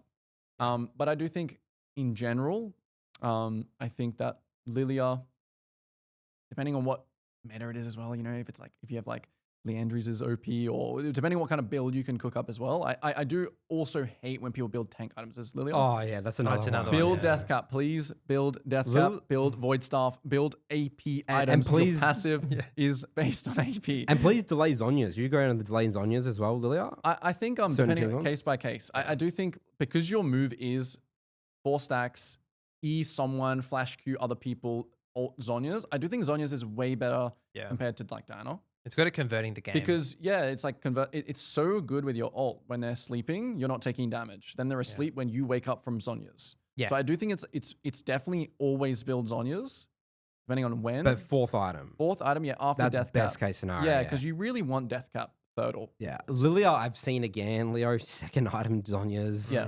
And 3rd item, I'm not that enthusiastic about 3rd item. Well, people are Zhonya's. obsessed with Rylai's, which I'm not a huge fan I think of Rylai's most has of the its, time. I'm not a fan, but I think Rylai's has its place Yeah, against like some melee champs. agreed, Maybe yeah, a little yeah, bit tankier. But yeah, Lilia's just that's the hardest part. You can get through on CS, but you need to find that mechanical angle to make the diff. I agree. And then what I was thinking when I played a lot of Lillia, I just felt so comfortable in the whole game because it's one of those champs you can ignore what's happening. Yeah, it's so good. If you can enter nice. a flow state and just hit your camps and just no, okay, an opportunity will present itself. I don't care if it's now or at 35 minutes where I will win my team this game. Yeah, the enemy will mess up. Yeah, the exactly enemy will, right. The enemy will make a mistake, even if your game or your team's game is going bad. Yeah. It is definitely I'm putting the accountability, and again, the game's on me. Yeah. Kind of champ. You can't play 100 CS at 20 minutes, assisting your bot lane, your smolder getting ahead. You can't do that. No. It's all farm. And again, lane ganks, being creative with your ult is really good. Small lane ganks. Lane And ganks. just another quick one for ult, just practically what I see in my coaching sessions all the time. People need to switch their mindset with ult in the early game. People ult people full HP and then don't get a kill. You need to either not ult, or you need to save it as an executed delay it. Correct. Yes, because people just are full HP and they're ulting someone. And it's like, you just finished a game at 50 minutes where you could one-shot that person, but now you do negative damage at level 7. And similar to Amumu, but even more so, you need to play fights slow. And you need to queue the tank, let people group up, then find your angle. Yep, flip the switch. You got to ramp, she ramps up a little bit. Rengar has a 47.42, one of the worst win rate by far we've looked at, and even in the next thing. That makes sense. But it's 3.11% win rate. Obviously, Natty Nat, famous Rengar player. Is Rengar the hardest jungle of the game? Let's speed run this part. Like Rengar's just I don't know. Yeah, just a hard assassin. It's all muscle memory. Yeah. It's all muscle memory. And yeah, that's pretty much it. It's all muscle memory. It's all how well you can fight. I think it's like you either get it or you don't for a Rengar player. You're either a Rengar player it or takes a lot of games. Yeah. Like you need to know your kill threat. You need to know which ability to empower at different times. Like the way Natty Nat wins games is like just it's beautiful. It's just pure champ mastery. Yeah. Champ mastery, skirmishing. It's champ mastery in every form, yeah. And then it's also like the enemy doesn't know what you do again, and you know, and you have that edge. And it's also for psychological warfare as well. It's making them lose their minds and lose faith that they can win the game. All right, next up is Fizz. I don't know why that champion is here. Number 25 popularity, 48% win rate. Yeah, he just got buffed here, and then everyone's cooking up. We're not talking about Fizz. All right, let him cook, I guess. Fiddlesticks, Charles champion. 51.67. I've never been through. I have been through Fiddlesticks phases recently. No, okay, but he is popping off this season. I don't know what happened. I don't know why his win rate just. I've seen this season. His win rate was one of my champions that I covered for like my picks. Yeah, you know, in terms of what champs to play. I think Fiddlesticks is an awesome champion. Yeah. Even the lower ranks to learn, I think, is versus very clear reference I think it's points. better AP Nocturne in my mind. You do kind of similar things, but also again you want to be creative. The number one tip that I have when I coach Fiddlesticks players is stop showing. Yep. Yes. Never show. Thank you. Stop showing. Agreed. You know what I saw people do? People poke. Yeah. They walk up and they E and W showing vision, and they do negative. Like the W just for like a one proc. They can't get the thing. Because even in competitive, right? When Fiddlesticks is getting played, when I was playing competitive, the entire time, find fiddle, find fiddle, find fiddle, find fiddle, find. Like that's all we scream, and then he still finds an angle where he is like, oh, we can't find him. Like, and then he just kills. No, him. but even if you do know where he is, he's still OP because. Because we can't play, like everyone's going to be frustrated. You can't play the fight. You can't go where he is. Yeah. And you want to go there. The fact that you're not showing is pressure enough, whether the enemy is thinking about it or not, it's pressure enough in itself. All right, quick tips for Fiddlesticks. Lane ganking is your best friend. You're the best lane ganking champion in the whole game. I always say, once you get level 6, I don't want to see you around mid at all. Go sprint to bot bush or sprint through lane to top bush. And just put an effigy down in that third bush and just sit. You need to actually get comfortable using the effigies. You should hold on to your effigies and then use them together. You want to create a path for yourself. That's what we do with the champion. You put an effigy down. Okay, it's like area secured. Going to the next area. Effigy down. Okay, area secured. I have seen people overthink the effigy. You just use it to make sure the area that you're on is not warded. Yeah, exactly right. You just want to make sure you're ulting. Use it as a pink. Obviously, you never ult on vision. Just ulti from fog. Don't overcomplicate the game. Ulti over walls. Bait your team. Let them run into you. Yes, that's the number one thing as well. You're the best counter engaged People champion. think you're an engaged champion. You're not an engaged champion. You let your team get engaged on and then you ult. Yeah. Or you're just ulting for freebies. You're getting freebies. When people are hitting towers, you again need to have that Nocturne mindset a little bit of like, or the Kha'Zix mindset we were talking about earlier, where it's like predict where the enemy is going to be in 60 seconds and go. If that top laner is going to greed for a plate, you need to have a bit of laner psychology. You need to know what laners are going to do, which waves they're going to touch, which towers they're going to touch, and go ult them because it's free kills. You need to stop pressing W when you land. You need to ulti and then walk forwards. I was seeing the Fiddlesticks like They ult, Yeah. and then they just sit there W, and the enemy just walks out. Yeah. Just come on, just ulti. Your ulti will kill them. If you don't go the stupid builds, if you go full AP on Fiddle and you build decap. Oh, it's another Zonya. It's another Zonya's. That's Zonya's on Fiddle. Think how stupid this is. Why would you Zonya's on Fiddle? Stand still, yeah. You need to walk. Yeah. You need to ulti, and then your ulti does like 4k damage. You just walk forward. And everyone's with running with away death from cap. you anyway when you're. Well, no one's Just gonna turning run- to yeah. burst you. Yeah, Zonya's is stupid, I and you hate need to it. be flashing aggressively again. Is Half flash. Protobelt is the tech or no? Oh yeah, my favorite build is just same thing as every other champ I recommend is Protobelt, Shadow Flame, like Death Cap, Void Staff. Yeah. Full send it. No Zonyas in the build at all. I hate the Malignants that people do. I hate Leandries that people do. Oh yeah. And Zonyas as well. Yeah, and you also want to be, well, generally you want to be the only AP champ. On your team. they're the best Fiddle games. Because otherwise you do kind of have to think about your build a little bit. Yep, and also just hit your camps. Hit your goddamn camps. And Fiddle's the best champ for like just hit your camps and press R, and then hit your camps and press R. oh, it's beautiful.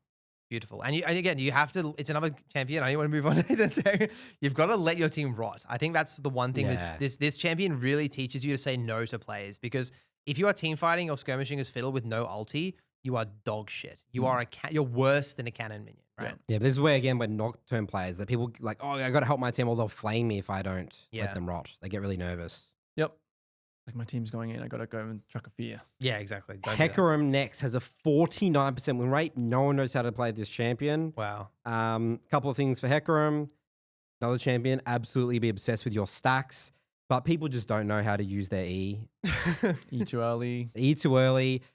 They auto attack in their E form too early Yes, as well. or they don't Yeah. even know that you can Q in E. Yeah. And they do like, you know how E is like, they're like, you know, it's charged to like 50 or 60, and they don't do the 100. Yeah. They don't let it charge to 100. Phase Rush is a superior way to play Hecarim. I will die on that hill. I hate Conqueror. And the way that you need to play Hecarim, and we have a whole section of this in the guide in the Jungle Academy, is you start with R first over Aurora flank or a secondary engage. Then you prop your Phase Rush, get 3 Q stacks. Then you E around and then you kill everyone. Think about that. No one can even touch you. Yeah, you get some free time to build up stacks and build up damage. Instead, what people do is they start with The E They forwards. EQ and then they start the fight. yeah, like that. and then how do you get out? yeah. No, they E with Ghost and they try and get behind someone and insect them. Well, I think generally, yeah, I do think there is like also the same thing. You could E in and then just like not ult out, but like R if on it's the a spot good kind of fight, thing, then yeah. usually you're gonna like build up, and then chase with R or chase. Or chase with E. Hold E. I guess I guess it is the same thing. Also the biggest thing I see about Hecarim is the W usage. Oh, really? Oh, really? What does that look like? People They start. They're not realizing how OP W is. Yeah, that's Because true. Hecarim W is completely broken, Mm. and so you don't just want to use it as I just use it. Yeah, people use it at the start of the fight. As Fine. soon as the Wanna fight use it breaks at out, the- they hit it. You want to use it at the right time. Yeah, that makes sense. Like It's- it's like it's Olaf OP. W a little bit, right? Yeah, I mean, it's like I think it's what makes Hecarim OP in those situations where it's like, oh shit, he's just healing in it. We just can't kill him. Yeah. And he's just like running around. But if you just waste it, you can't waste W. Yeah, okay. You can't just waste it. It's not a damage ability. It's not just use it for damage. Yeah, people think it's a damage ability. That's a good point. So yeah, I think Hecarim should Same. have a way higher win rate. I think you just have to get really in depth in your skirmish and He's your 80 ability Lillia. usage. Download the enemy jungle's path, play farm, go up, 50 CS, carry. Do you agree Phase Rush is the superior Yeah, way? I do agree phase. I mean, unless you're versing literally like 5 melee champs. Yeah, then you can Then go sure, for it. I you can get guess you Conqueror, can but get away with that. I do think like damage build, like not like Yeah, don't go tanky. super tanky. Yeah, I agree. Like, You need damage. Be an assassin, one shot people. It's another one of these junglers that you're describing it like every jungler is just like a zombie with no brain who just I mean, I runs in. reviewed a Diamond Hecarim, and I needed to bring it back. We had to look at all his fight, his E usage, and Just W run in all and that. die. Yeah, they just start the fights with E, and they can't get away, or they think about Phase Rush differently. They use Phase Rush and E at the same time. fighting and limit testing is such an important part of learning every champ.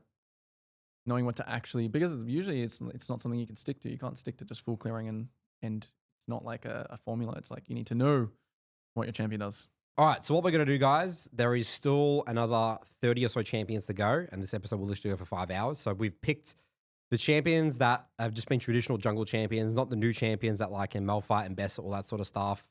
So we're going to go through now a list of We've about also skipped a lot of other a champions. lot of champions. So Yeah, just- like we're skipping Nunu, for example. We've already talked a little about it. Nunu. Sejuani, which I'm upset Upset about. about. So whatever. All not right. not my call, guys. Not my call. So we'll keep going. There's just a million jungle champs. I forgot how many jungle champs there are. Yeah. ADC and support episode we did before. They introduced like 20 junglers do. that were not junglers. Correct. Yeah. Zach. I'm feeling good about Zach because I think Zach is I think he's just the best. Oh, I think he is. Because tank junglers are usually, I wouldn't usually recommend tank junglers, especially unless there's like some items that are really good for tank junglers in the current meta or something like that. But I think why is Zach different than like I think a Zach He Sage? can carry. He's a tank that can actually do damage. you carry. can run like Conqueror. You can go Magi's. You can go The Bruiser. Conqueror is a big one, yeah. Yeah, you can do more of a. He's kind of just like an Amumu, but a bit more, a bit more flexible, a bit more. You can get a bit more loose. Yeah. And I also think in season 16, not getting invaded as much, getting healthier clears. Because that's his massive weakness earlier. Yeah. So I think any champion that like had that initial weakness before is like kind of in season 16. That's why you see his win rate was crazy. Yeah. His win rate was crazy this season. Zach's another champion where, we've said 1,000 times this podcast, but like the bad Zachs just spam gank with their E. The good Zachs are 10 CS per minute, just fucking killing you with their ulti and just one-shotting me. I think 8 camp is like non-negotiable. You just 8 camp. You start Wolves or you start Raptors, you cross gank mid. Cross ganking mid is really OP as Zach. So Level 3. 8. Like after your 8, after your full clear, as one you cross crab. back to the Raptors. Yeah, I Frogs, see, I got it, yeah. We're level 4. So Zach, E points. You need E points. yes, Yes, that's oh the my one, god, I was yeah. about to say I did. His E level 1 sucks. It's so short range. I did an episode with Engage, who's like the best Zach player on EUS, and he said his mindset is rush level 9. Yeah, literally. Wow, Like that's crazy. Yeah, I think 3 points E is good.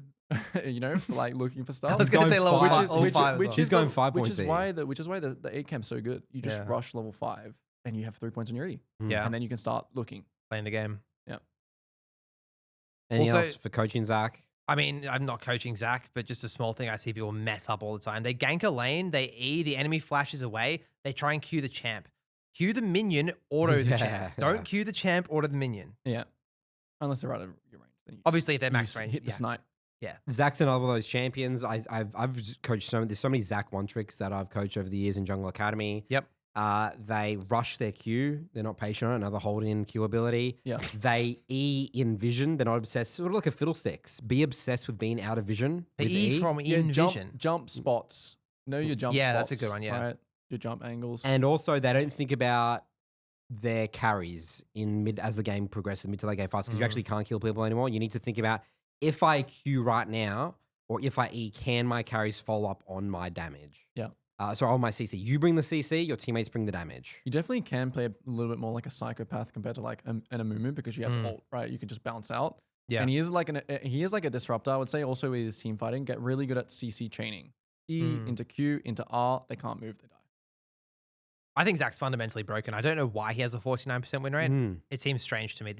People are playing the champion wrong, surely. Yeah, it's just that same mindset, I think, of like gank champ, not scaling champ. Makes sense. They don't hit their camps. They I just think force things you have an early. E, you have a good, People get angry if they can't do something off their first full clear. Yeah. They get really Just frustrated and 8 camp. angry. They either force a camp, a gank, or they'll just fight the jungle in the river like a Xin Zhao. It's or another good something let like them that. rot champ, dude. Just Yeah. cycle Well, your you camps. also- Opportunities will present themselves. You didn't know that you love AoE camps. You Yeah, you true. love AoE camps. You want to get those Raptors Krugs cycled. You want to. I know we've got a speed run. One more thing about Zach that I want to say is like, he's really good at winning from behind, in my opinion. Because to end, think about this. To end the game, you must hit towers, and Zach is the best champ at punishing you for hitting towers. Yeah. So it just makes sense, right? You It kind does. of thrive when the enemy is sieging you. Yeah, you actually struggle when you're Yeah, really correct. far You ahead. can't end the game. You can't Yeah. play in their base. So yeah, makes sense. Talon. Now, Talon wasn't someone I was going to add to the list, but I think Talon, a lot of people have requested a Talon guide in the Jungle Academy and everything. Really? It's just you can jump over walls. It's really fun. And the jungler likes to be in the jungle and jump over walls. Some Talons is demonically scary. Mm. Like, is he good? Do you play? Have you played Talon? I think Talon is really good. I think that people over kind of value how hard he is. I do think any assassin is hard, but I think people overvalue I agree. think once Look you at Easier. understand his passive. Yeah, and it's I the think- passive, yeah. Yeah, I think once you understand his passive, and I think when you understand that you should be using your E to gap close WQ, I think as soon as you learn that, he's just a very OP assassin. And it's just another champ it's just a solo queue champ where you just get a bunch of kills. Yeah. You just take over. Doesn't really have any clear weaknesses, maybe besides his early game. Should you 8 camp You on know. Talon? Does he W start on Raptors or? Yeah, you should 8 camp on Talon as well. I do think he is more of a power farm in early game. I think that he's a champion that you just farm, you let opportunities come to you, you pick up a couple kills, and you take over. Straightforward. Wukong. I love Wukong. Wukong is a champion that is very popular in competitive, when it's strong and right, really have Riot always are looking at Wukong all the time to nerf him instantly. He's got a lot of nerfs over the years. It's really just every world he just combos with the Annies and with the he's the best team fight. Oriana. He's like the best team fight champion in the game. You plug him into a team comp and he'll do the job. You know, his clear is never OP, but it's never bad. It's like AoE ulti, disgusting damage. Like actual threat. He's like a bruiser that has genuine solo kill threat on the back line in the fight. Yeah. The full combos. You have to learn how to full combo with the champion. Yeah, don't use W to get in range. Yeah, I see people. I'm not sure if like I see people also use the W to like land the Q, the double smack. Yeah. They do that early game and it does no damage. Well, the thing is like I'm a big believer that W is like your most important cooldown. It is. For sure. You cannot waste it, especially late game. And I think that I just think identity-wise, I think Wukong is a fine champ, but a lot of the time it's kind of like that. He's just slow. He's just like I feel like I'm playing the game in slow motion when I play him. He's just slow. Yeah. In terms of clear He's or just like getting slow. around the map? Yeah, both. Clear, All getting of around the the above. map. Like his gank is really bad with that ult.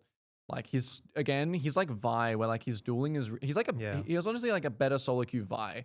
Yeah. But like your dueling is really good. Like you actually beat people up. Like if a Viego comes to invade me, I'm just killing him. You know, I'm just turning around because of his passive, his armor. Yep. I'm just killing him. And yeah, I just think he's slow. But I think he's a good solid, again, 55% win rate, 52, 55% kind of win rate champ. You're not always just going to completely 1v9. I think W usage is the big thing that I see with the Wukong players. They use it too early in the fight. I always say if you use your W, you're so easy to kill. Yeah.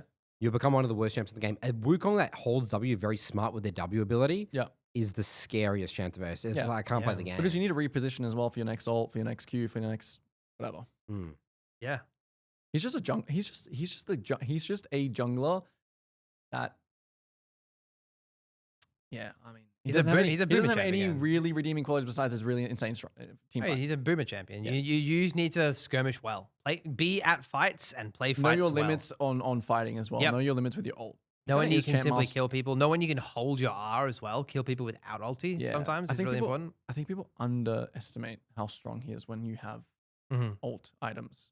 I think people are a bit too scared. You gotta get a bit crazy. You gotta get a bit like I'm gonna carry this fight mentality and execute cleanly. Yeah. Evelynn plays max charm in a gank, and then the charm expires. I've coached a lot of Evelynn recently. Do you see that as well? They charm from max range. Okay. And then they from stealth or even like ganking without stealth. With stealth and without stealth. They just charm too early. Mm. They charm too early and then they just get kited out and then the charm's gone. Yeah. The number one thing, literally, get behind the enemy and utilize your stealth. Like if you're like coming in for a gank, don't charm them from the side. Get behind them. Truly behind them. Position behind them, charm them, and then still kite as they like, you know what I mean? Walk with space, them. you walk where they're walking. Yeah, that mid to late game that works. I'm saying early game ganks. Yeah. So obviously full charm. How do you execute an early game gank? So your early game gank, you just walk up. It's sort of like Volibear Q. You need to get close enough range where if they're not just going to run away, they have to flash your W. Yeah. And then you flash after them. It's the same things. Yeah, you got to cut them off. Yeah. But yeah, the best thing you can do is you pop a charm with them and they get panicked. They run into you and then you kite. You don't want to alert them too early either. You don't want to charm them and then you're not even. Yeah, that's right. Yet. Exactly right. You're not even on the screen yet. People scare. People do that all the time. Yeah. Everyone's so unpopular now. I also think as well, just not even like even late game when you're fed, just QW slow. That's what really good Evelynn players do. Oh, really? Yeah. They don't even go for the charm. They just use the QW to slow them. That lets them land the E. And by the time you have 3 points in your W or whatever, like it's the slowers enough for you to just kill them. That's right. Yeah. Yeah. I always say if you are playing Evelynn and you're relying on your full charm to kill squishies in the mid to late game, it's end of review. That means that you weren't strong enough. Yeah. You should be able to. You've already lost the game at that point. Yeah, it's like you have to rely on like the charm CC and your team coming to help or whatever. Yeah, that means you're too far behind. It's a disaster. It's champ does psychological damage as well, by the way. On people in the Rift. Yeah, for sure. What are other problems with Evelynn players that you coach? I think Evelynn plays another one of those like make the enemy rage quit kind of champ. Yeah. Like just sit like you Magi's farm as well, right? Yeah, the Magi's farm, the ult, same as Ekko, you ult to always have that get out of jail free card. You should never die as Evelynn. Ever. Yep. Right? You should never die as Evelynn. If you do, it should be for a pretty good reason. The biggest struggle I see with Evelynn is like the creativity versus falling behind. It's sitting in a lane, being creative, looking for a kill, but not farming. And that challenge of should I be creative or should I farm? And Yeah, usually you should farm if you don't have ult, and usually you should know that you can get a kill. And you're also reading enemies' movements. Oh, this guy's coming for this wave. This guy's coming for this wave. Checking people, killing people on waves. People panic and force their level 6 ult. Yep. They're not comfortable just holding ult, waiting for a guaranteed kill. They think, oh my god, ult, I have to gank. Yeah. It's a massive cooldown, right? Huge cooldown. Yeah. Your first kill needs to be on your first ult. Yep. Well, I mean, yeah, okay. Your first first ult ult needs to be a kill, yeah. I say the same thing with Lillia, by the way, as well. Lillia's the same thing, because that still gets the snowball going. Yep. Is Evelynn a Magi's champion? 100%. Like Ekko, yeah. 100%. I would even say, like, I would even go as far, like, I don't want to, like, I would even go as far as to say you should build Magi as, like, second item. Like, you should build, like, Lich Bane into Magi. Do you need 10 Darksteel stacks? Yes. I do think you should have Darksteel stacks. I think that... 10? Yeah, I think you should. I think you should have 10. I'm a 5 Andy. Oh, you think you just build it? Yeah, you need to go. I mean, I do Magi's. think You go that Magi's on too. 5 stacks. Yeah, for sure. Yeah, I just think, yeah, you just build Magi second. So whatever you do, I do think you just build it. I'm a 10 because I just think, you know, the move speed. Like, if I'm going to build Magis versus, like, a large rod and I have 5 stacks, I'd probably rather the large rod. Yeah, I could say that. Yeah. All right, moving along, guys. Come on. Karthus. You do not want to talk about Evelynn. Karthus. No, we've got a big list ahead of us as well. Karthus is... Do you coach any Karthuses? Maybe not really. Do you coach Karthus? No. Then why is it on the list? Karthus, people like... Do people AFK farm too much on his champion? I don't even know what the narratives are. Everyone can farm as Karthus. Yeah. This is one thing. My nan could farm on Karthus. But no, This but is the true. thing about Karthus is being able to play mechanically. Hit your Like Skittles. Qs. You have to hit Qs. Hit your That's Skittles. the biggest part about and Karthus. People don't respect the W. Like, stop pissing out your W on Karthus. Use it properly when you're in range to start like queuing. QW is a great Exactly right. engage. Yeah, so you queue, and then as the Skittle's about to come up from the ground, then you W to I guarantee the see. pop. But what people do is they run at the fight, they go, look at me, and they put their wall down, and then people just walk away. Something else that I think Karthus players, or if you play Karthus, that you should really be thinking about is, although mage junglers really don't want to be like past river, you don't want to be invading, because if they spot you, if you whatever, you're just gonna die. You're just gonna lose your flash. Then next time you're dead. Yep. But level 1, if you can just go and start the enemy blue and just 3 quadrant because you clear so fast, that is also an incredibly good way to use Karthus. Yeah. You just start the enemy blue. You just walk in level 1, start the enemy raptors or whatever, and you just build a lead from level 1 because you can utilize it. Kindred. Wow. So this champ probably has the negative win rate, does it? Yes, 49% win rate. Thank God. Kindred has a negative win rate. So how do you coach? How do you help Kindred You're players? a Kindred player, aren't you? I'm a Kindred player, and even I hate Kindred. Okay. Okay, so like, Kindred is just too, like, again, she just doesn't have any redeeming qualities. Clear sucks. The biggest redeeming quality she has is obviously like ganking, because you have a lot of mobility and damage. Yeah. So obviously there's the passive minigame. You need to know like where your passive is spawning. I think a lot of Kindred players also get too tunneled on passive. On the marks, They'll die on Yeah. the marks. Yeah. They'll get too tunneled on it, and it'll ruin their game. And it's just one of those champs that you need to be good at clicking, hiding, ganking, limit testing. Too many things. The things that I see with Kindred is that people forget that he's an AD carry. Yeah. And he scales. People try to do way too things early game, like Really? ruin game for marks. Yeah. They try and snowball the game. They try and snowball early, game early. Throw themselves. But that's the thing. You can sort of do that. When you said, do you mean invading? Because I see the Kindreds invade. Yeah, invade. Yeah, your tempo's so Like- bad though. Like How do you create a timer to invade on Kindred? Like level 1. Level red, 1. Red into Gromp or level 3 counter. Okay, so we're M4A1ing it in 2026, basically. Is that what I you're- don't know. I just think this champ just has too many, like, The other thing as well is that I get what you're saying. There's too many recipes path in is- the the cookbook. path is easier, you know, in a different champion. Yeah. It's Yeah. like, Kindred tips as well, things that I see in coaching. They don't realize how good you are at killing top lane champions.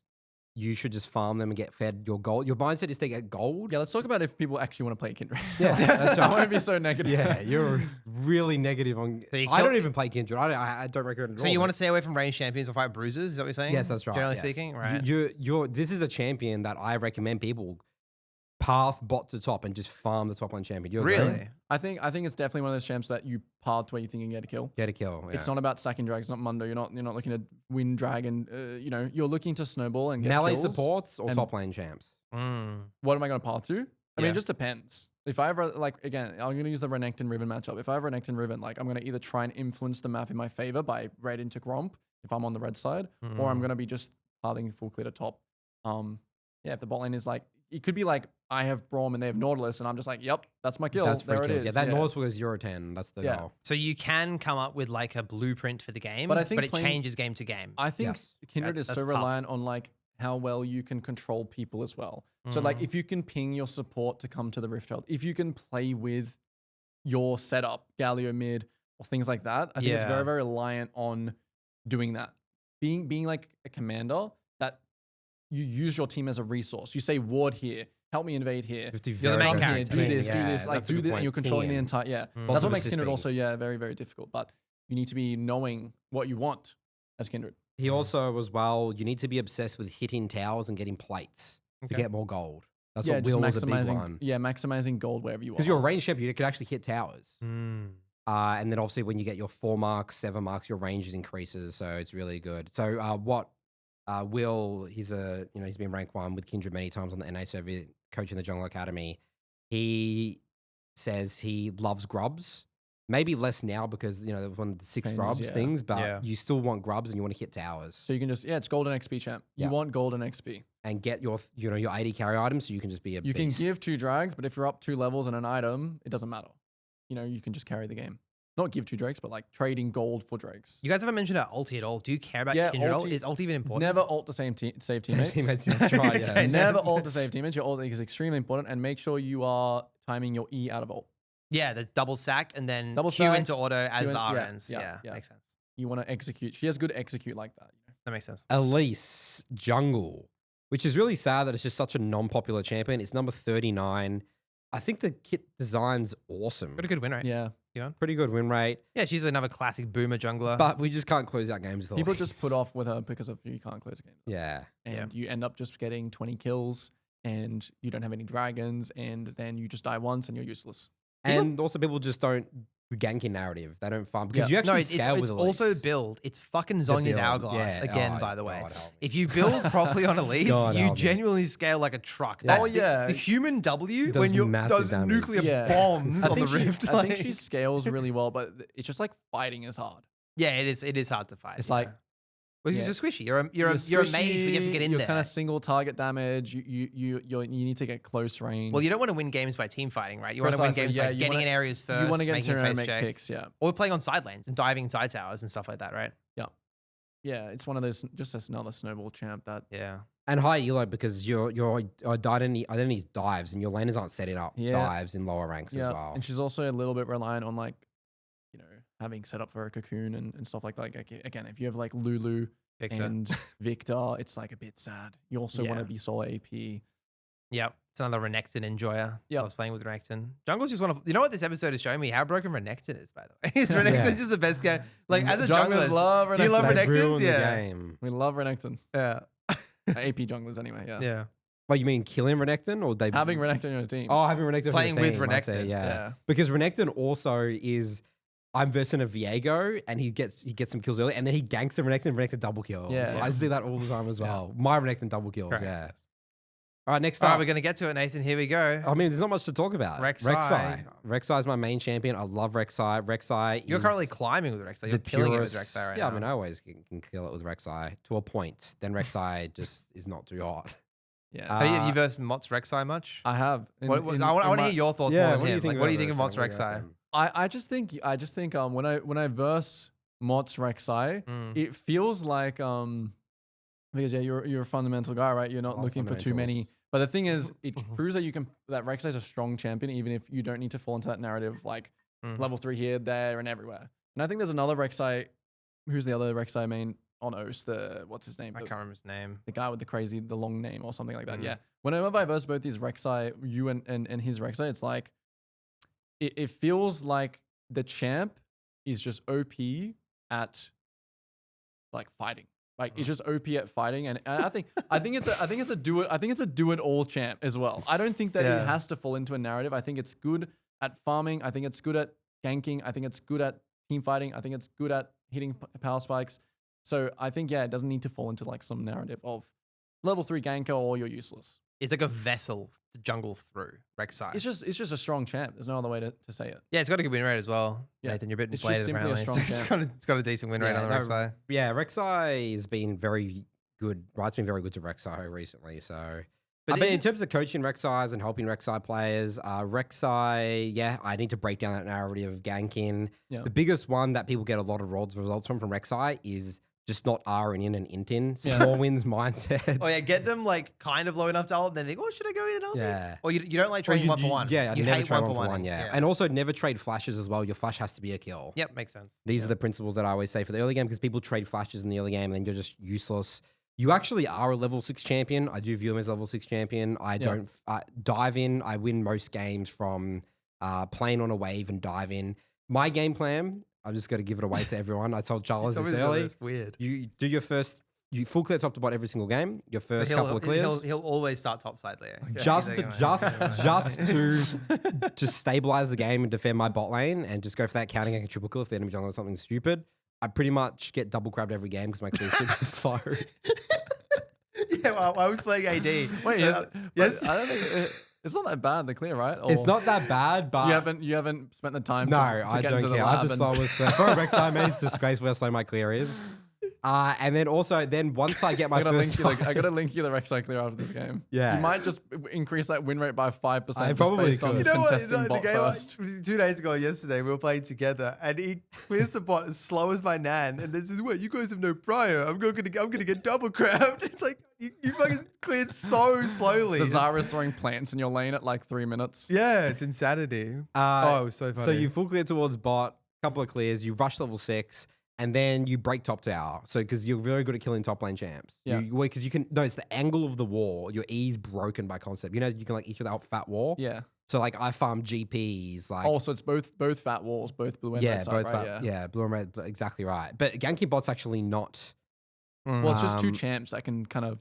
It's hard to actually Block gank you, bot yeah. unless you're actually diving bot. you have to lane. get really bad. The bot lane had to int into the Rek'Sai gang. Yeah, You have to get really far behind them, right? And then yes, that's what, once people shift that mindset, it's you realize how good the champion is actually breaking that first tower in the game, breaking that first top tower. That's interesting. I'm always thinking about breaking first tower, always side lanes, diving people with R, and then also the other thing as well for Rek'Sai players is same thing as Lee Sin. You need to be massively disciplined in the mid game. because you can become a bit useless. Yes, you're the worst champ in the game. Oh, you are the worst champion in the game. Yeah. I feel like they changed the scaling a bit though. Did they not? With the you don't have to build like lethality one shot. You wouldn't really know it if you Multi-knockup. watch Nathan play Rek'Sai. It doesn't matter really. You're still does. shit. For like game. Just let him believe it. Yeah. Nathan's fighting is just something else. All right. Something Champs else. is OP at fighting. It was weird what you said about him getting good at fighting because Nathan wins games without fighting. Without fighting. Oh, I win really? games without Is that why fighting. you were? I always have man smirking? advantage in every situation. Yeah, he doesn't go into a 50-50 fight. Yeah. I create man advantages. Next up is Udyr. Do you recommend Udyr for lower ranks? It should be. I should. Maybe I get too influenced by like win rates. But yeah, I think it's like a. In right, It's like a Udyr's Volibear. dead 50% basically. Yeah, it's just a Volibear. I think that you do kind of have to take. The biggest thing that I see when I coach Udyr is people not understanding your Thanos at level certain 4 and with empowered, and it's like you got got to make your mark on the game. Like you're not going to win this game by, being rigid. Although of course the default game plan we want to be we're farming jungle for sure. But when you have the spare time, we want to be making our mark and we want to be noticing, when we can make a stance in the game and do something. You talk about double Q, Nathan, right? Like baiting the enemy in, making them Same seem like thing I'm a with little Briar. idiot, and then double smash Q, Yeah. and you Yeah. nuclear bomb them. Same at the thing end. with W. But everyone double taps the R. When don't I they? see Yeah. empowered W, it is I have to take. You a mean breather. empowered R? Yeah, empowered W Ah, in fights. in early game or yeah, It feels weird in early yeah. game, really. Well, So I I think late game it's OP. Yeah, it's double because- tapping yeah, W, yeah, right? that's yeah, right. because people think like Because you can get multiple rounds. people of it. think, oh, I'm tanky, I can hit them for longer. Yeah. But But thing the is, punches in the W do no damage. You Like- always empower. Isn't it? You always empower. I'm not a big Udyr player, but yeah. don't you empowered Q even if you're level 1 Q, like even if it's single target? Yes, you do. Yeah. Even in 'Cause it level always does a lot of 16. damage, Yes, yeah. that's correct. That's how you start yes. your clear with Yeah. empowered. Yeah. So I coach. I've done the guide. Me and Perry made the guide together a long time ago in the Jungle Academy. It's still massively relevant today. Mindsets with the empowered. So yeah, you need to bait people in and pretend you're weak with the Awaken Q. Yeah. You've used as an execute. You don't start fights with it. You do start fights with Awaken Q against tanks level 16 because it's percentage. Yeah. Max HP. Yes, the Awaken Q you need to be using in the early game more so. You never Awaken W. Awaken W, we actually changed like how you evolve. In the early game, you view your abilities in these percentages. Awaken W, you should be using about 60% of fights. In late game? In mid to late game, Yeah. yes. Even massively, never Awaken E. Awaken E is the shittest ability. You do no damage unless you can get a pick, because when you Awaken E, you're basically signing a contract saying, I'm super squishy, I do negative damage. Yeah. And then obviously Awaken R when you can get the really big, Awaken Rs. But That's the people don't electric Awaken fence W. mindset, That's right? electric You fence. bait them in, then you Yeah. double smash R, and you kill them all. And the other problem with Udyr is people chase with Udyr. I don't know if you see this a lot. You need them to come into you, same as a Mundo. You're not like you can't decide if someone dies. No, they need to. They need to decide. Yeah. Yeah, and You they can't will just say, decide. all right, I choose you, you're dead. But every Udyr chases, right? Yeah, every Udyr chases, Chases. and you're very good at controlling areas of the map and objectives. You're basically, I call it like the electric fence, but you're sort of like a brick wall, the brick wall mindset. Let people come into you, and because think about it, an Udyr controlling a river, they can't walk in. Yeah.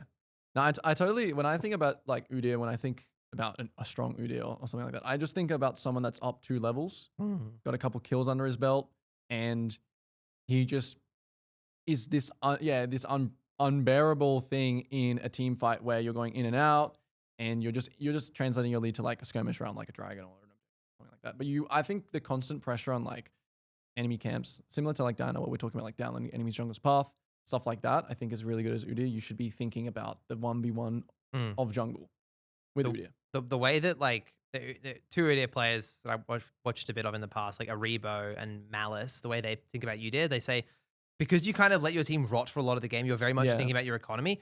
You want to be strong enough that you can win numbers disadvantaged fights. That's important. Because you can be so tanky and annoying with your W and your R. You can literally like piss the enemy team. I've seen clips where Aribo like 1v4s on that champion in the mid game. Like if you're on the clock with Udyr, it's crazy strong. So I'm advocating Udyr's to go 1v4. Which is obviously what you're saying. You're saying you should just hang back and let the enemies int into you. But you need to do both, Yeah, right? you need to do both. Because that's the thing about fighting numbers disadvantaged fights, is that you incentivize the enemy to try and kill you. Well, I think he's the same kind of champ where you show some disrespect of how Yes, you should, yes. of how your limits are. Like you show disrespect by taking the Raptors in their face. You show disrespect by, pushing your limits again about what the champion can do. Even back to Trick 2G days. I don't know if you guys. Yeah. That was. I think that is the same thing. It's the same thing. I think it's the same mindset where you disrespect, you take camps in front of you, go up 2 levels. You're like that cheeky guy that's like leaving the Krugs camp and the team is like chasing you and you get them anyway. Yeah. Like I think that's Udyr still. For sure. All right, Nidalee, your champion. You're famous for the Nidalee, Leo. You categorize Grave. When we talk about Graves, you said Graves and Nidalee, worst champs in the game. Yeah, except Nidalee is a little better. All biases include. Elaborate. So how do you win games? Yeah, how do you win games with Nidalee?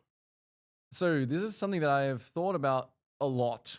Okay, I've thought about how you win games with Nidalee a lot, and I think I'm always torn between these 2 things, which is like playing Nidalee like a full clearer, or just turning my brain off, taking Conqueror, and just gapping in terms of my hands. Your mindset is mechanics max. For Yeah, like games. just mechanics max games, and I'm always torn between those 2 things. And although you can't do one or the other ever in League of Legends, I do think just fundamentally Nidalee is a strong early game skirmishing champion that you want to take fights. So if there's a fight bot, you want to be involved. If there's a fight mid, you want to be involved. If there's an opportunity, it's never a champion where you're like, no, I'd rather not fight that. Yeah. Like you want to fight.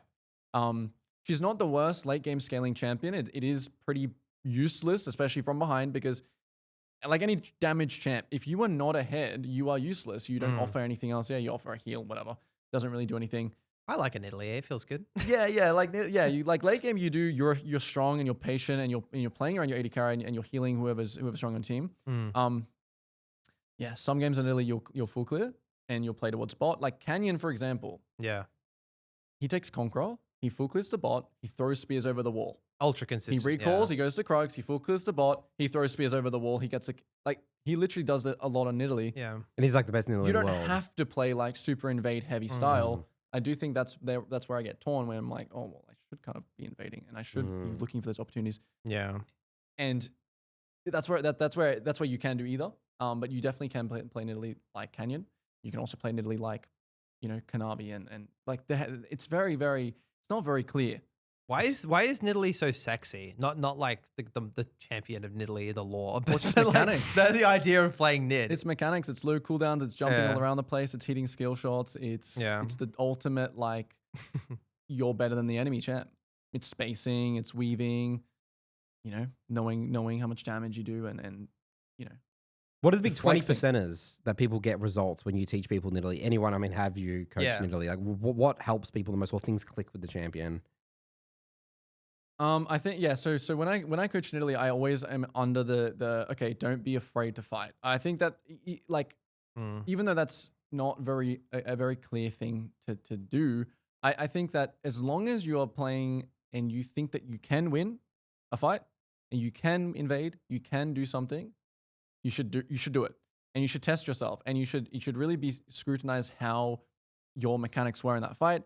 Like holding, like did I hold spear? Could I have hold spear for this guy? Did I miss vision? Did I not push my limits here and proc my conqueror and weave in order? Like it's very you're scrutinizing your micro a lot, and yeah, it's a fighting. You can still full clear, but you're still just it's at the end of the day, it's a fighting champ. You need to be good at fighting. If you're not going to fight, play something else. All right, next up is Pantheon. Now, Pantheon was massively popular, and then did right and just nerfed it too much. They just nerfed his clear twice. So Curtis still can play though. Yeah, Curtis played it. A big reason why he got to Challenger last year. He never played Pantheon. Doesn't really play jungle or whatever. Yeah, played Pantheon, got massive results with it because just really. Like, I guess he did play Pantheon before. Pantheon was a 48.5% win rate, so yeah, really strong. Curtis played a lot of Pantheon lane. Sorry, he did. He played a lot of Pantheon lane. So the mechanics, the idea was still there. Yeah, but Curtis had an interesting mindset with Pantheon, which is, I didn't realize this, but when he said it, it makes sense. Like, Pantheon scales like a truck. Yeah. He said Pantheon's one of the highest scaling champions in the game, like in terms of like the block, but also just the Q damage. Yeah. Just the damage that champion does. He's broken late game. He does so much damage, and he's just so useful. Point and click stun, got a block. Got some damage on his Q. Very straightforward. I think it's a beautiful. Makes perfect sense. I think it's a it? beautiful jungle. I'm sad that more people don't play Pantheon or Pantheon's been nerfed. It's just a bit boring, probably. Like the ulti is also a bit hard to use and get value from. Like you can very much tell a good Pantheon and a bad Pantheon from how they use the R for sure. Also, the problem with Pantheon is that Pantheon players use R. They think about R as a damage ability, but it needs to be just get to the place fight. Do they really think about R as a damage ability? They do, yeah. Okay. That's new to me. They try and hit the first cast of the spear. Yeah. It does look pretty cool. It does look pretty cool. But yeah, you want to get behind someone. That's what's the annoying thing for me. If I'm farming a mid wave as an AD, and then one person comes from the other direction. Not too far behind. Yeah, not too far behind. Yeah, not too far. That's exactly right. You want to cut off the exit path. Exactly right. Yeah. Yeah, the ult does take some finesse. It does take some skill. Yeah, I'm sad about Pantheon as well. I actually did have my moments of playing Pantheon. I think Pantheon jungle actually, when I was playing in TSM Academy, was a huge, even back then, was a huge champion. And then now recently again, he got buffed and then nerfed and whatever. You should have said that in the intro that you're in TSM Academy. I didn't even know that. You know that? Yeah, you did a bit of a stint. Yeah, he's straightforward, and he scales good, and he has early, mid, power spikes. Like, you know, he just ticks a lot of boxes. He's also one of the biggest Sundered Sky enjoyers, right? Like just that one item Sky. Yeah, crazy. Sundered Sky. Yeah, Curtis would abuse first item. He would rush first item, then abuse it, and that's why he would win games. Yeah, I mean, right now, like as of recording this, the competitive in Korea is still on the last patch. Pantheon's just first pick. There you go. So it sucks. Right's nerfed a lot, but that's just how I think the champion's just beautiful in the jungle. Yeah. Ivern. Well, any champ that scales and is good early. Yeah, it's insane. Yeah, it makes sense. Yeah. All right, Ivern. We have to talk about Ivern because Ivern is the jungle champion. He's designed only for the jungle, pretty much. I guess it can play itself as sport. I love Ivern. I don't recommend people. Ivern is the same champion. I wouldn't recommend it, but I think if you can make support junglers work, right? Like I think Nunu's a bit of a support jungler where you're relying and you're trading your agent, or you're not trading your agency, but you don't have agency. You have agency to get people ahead. You have agency to make game plans and play around a certain person or lane or whatever. But at the end of the day, the agency is never really on you, which is a frustrating thing. It's either like a chill thing to deal with, or it's a frustrating thing to deal with, right? You're either like, oh well, whatever, I lost. My carry inted. Or you're like, oh my God, like I can't win because my AD carry is it's throwing. So like it's either way, you can see it as a chill thing. But when I play Ivern, I'm more on the chill side. I'm like, whatever happens, happens. I'm just gonna full glitter bot, do my really fast full clear. I never really play Ivern to like do any enemy camps or steal. No. I just clear, play around my strong side, whoever that may be. Usually it's bot lane, but sometimes you like to play around bruisers. Again, the Renekton comes up. You need a bruiser. I haven't experimented much with like AP Ivern, with like the Daisy Ivern. Yeah, the Dusk and Dawn Ivern is pretty stupid. What is It that, was like broken. PTA Dusk and Dawn or something? Yeah, I know you run PTA. I don't know what you do for the rest of the build, but like Rylai's slow. there have been Ivern. times where you get hit by the Daisy with the Ivern E on it and you're dead. Yeah, because you can't escape. you just get stuck to Daisy. Yeah. But But my experience playing Ivern was mostly, whenever I've played it, I've been like having a good time. I think Ivern's broken. Honestly, I think Yeah. Ivern's incredibly broken. Yeah. Um, It currently has a 51%? yeah, and it should be way higher than that. I mean, the the items in the game are just too broken for that champion. You know, Dawn Core, a lot of the supportive items, just redemption, just smash E on people. Scales just insanely well. Maybe not hyper late game, but in that like mid portion of the game. Oh yeah, because the items are cheap. Yeah. Yeah, exactly. You pop get off. them so far. You get full build very fast on Yeah. Ivern because you build support items, and yeah, I like would- him. I'd happily play with an Ivern every game. Yeah, I think yeah, again, it's just on you whether you can deal with that Correct. lack of agency, and if you like that, you like Yeah, it's support. just weird in the jungle role, right? A lot of support. I mean, half the support roster are like enchanters, where you Yeah. kind of have to have that mindset. But then again, with an enchanter, you can win lane. You can like be aggressive in lane. You can poke people Yeah. out. With Ivern, it's like you don't really have that, do you? Well, you have to play through someone yeah. unless you're playing AP. I don't know. I don't know how AP Ivern works, but No. know how Even with enchant- AP Ivern, I'm pretty sure you're still playing for Yeah. items and like. yeah, you just But yeah, I think it's cool that Ivern's in the game. Even if he doesn't really get played, it's just Okay. if he pops up every couple of years and becomes a bit OP, it's kind of exciting. Then he goes away again. It's just it adds to the variety of League of Legends. I think. yeah, I personally, even though everyone says new champs for jungle, I think like Darius comes to jungle. I feel like it pushes back Elise and Ivern and these other champs because like it's like, oh, this is the new fun thing, Yeah. and I don't really like it. I want the game to be maybe this is boomer talk. Yeah. Boomer thing. Here we go. I want here the we go. game to be. This is Charlie Ivern. right there. Yeah. Oh, yeah. No, but I think yeah, I don't want know. take me back to Rek'Sai with tank items, Jarvan with tank items. I want Gragas in the jungle. Like I want it to be back to Yeah. the old days. But you know? I think it's healthy and it's not. I guess it's healthy and it's not healthy. yeah. A whole other topic, I guess. All right, so now let's finish And off. Sejuani that you refuse to let me put on the list, by the way. But I think she should Sejuani also TLDR, play with your melee champ. That's it. Yeah.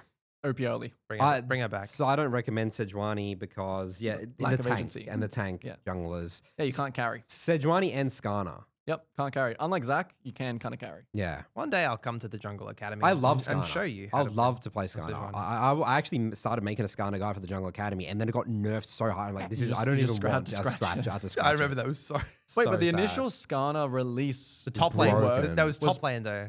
but it was broken jungle too, no? Yeah, it was. Yeah. correct. Was it? Yeah, Yeah. it was. I just remember it literally was got top lane nerfed with into Comet. oblivion. It got nerfed from Yeah. like In 55% competitive, win it rate to was- like 48. Yeah, in competitive, it was first big ban, like the most broken thing ever. Yeah, and then they literally just removed gutted it it. from the game immediately. I don't know why. Interesting decisions, but All right, let's finish off now here with, we'll group all the mages together. Talia, Zyra, Brand, AP Shyvana, I guess. yeah, all What the do you- exact same thing. All the exact same thing. And what's that?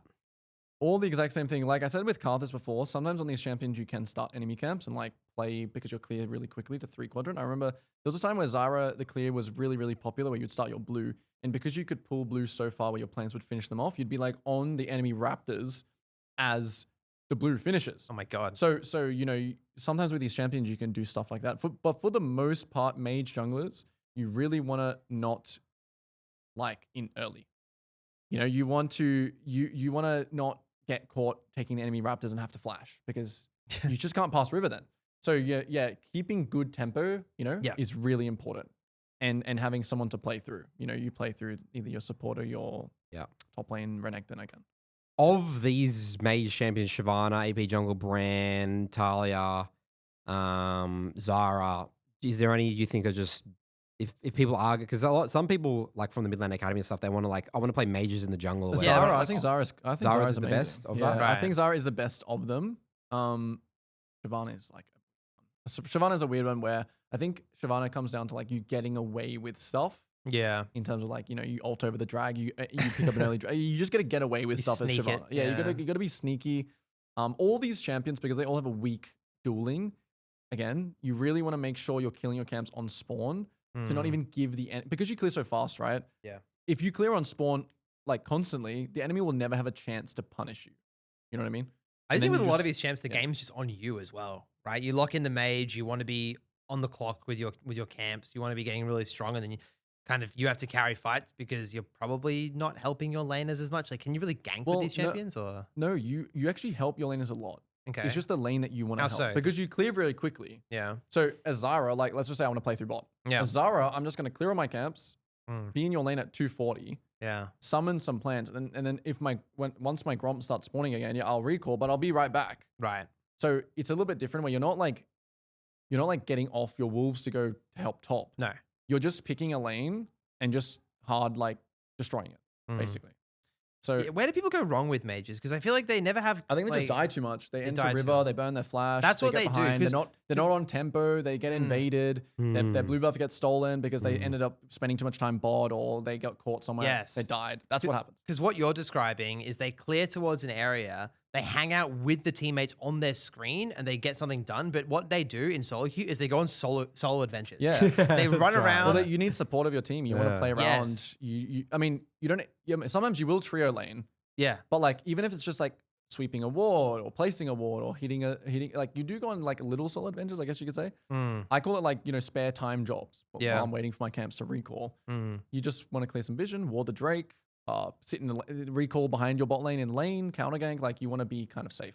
The problem that I see with these, especially on a champion like Zara, is they hit their camps too much when they need to be skipping them to get to area first before the objective spawns. So like the dragon will just come up and they finish their clear and they come to it and they actually don't have river control. Yeah. They need to be getting to the objective area 30, 40 seconds before start thinking about it, because getting there first is so important, because you can't really actually, I mean, I guess Talia can regain space maybe in Zyra a little bit, but I have a into different theory about. I do think having control is valuable.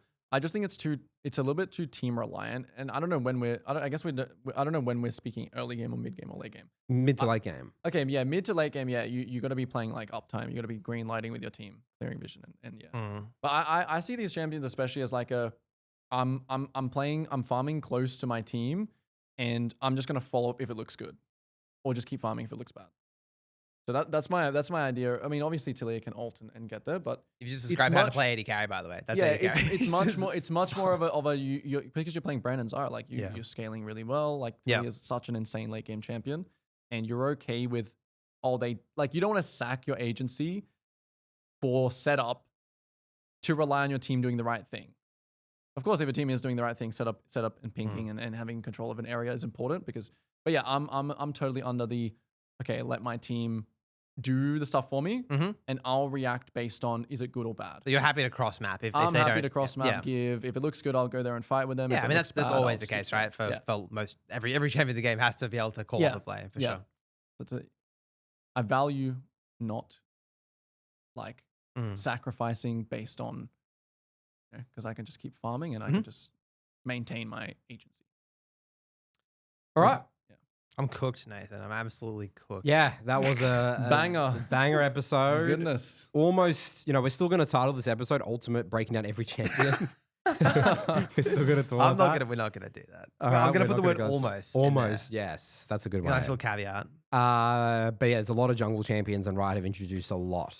So yeah, thanks for joining us, Leo. Very pleasure. insightful. It's Glad to be very here. so excited to have another jungler on this podcast. Finally, I finally felt at home this episode rather than just getting abused. Yeah, if Curtis was here, it would have been terrible. Yeah. Thank God we squeezed this one in while Curtis is before away. Curtis is- yeah. Curtis has so many narratives around. You know what we could do junglers. is we could bring a jungler in for the mid lane episode as well. To like Yes. even Oh, the I have scales. some- Yeah.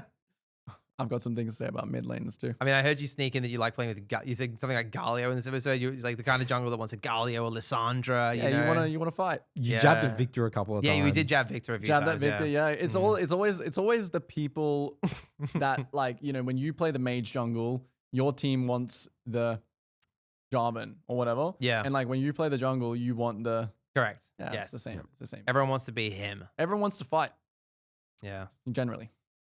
All right, so that wraps up our episode. If people want to follow Coach Leo, it's Coach Leo on YouTube. Yeah, it's at JungleGapGG, but yeah, it's Coach Lee on YouTube.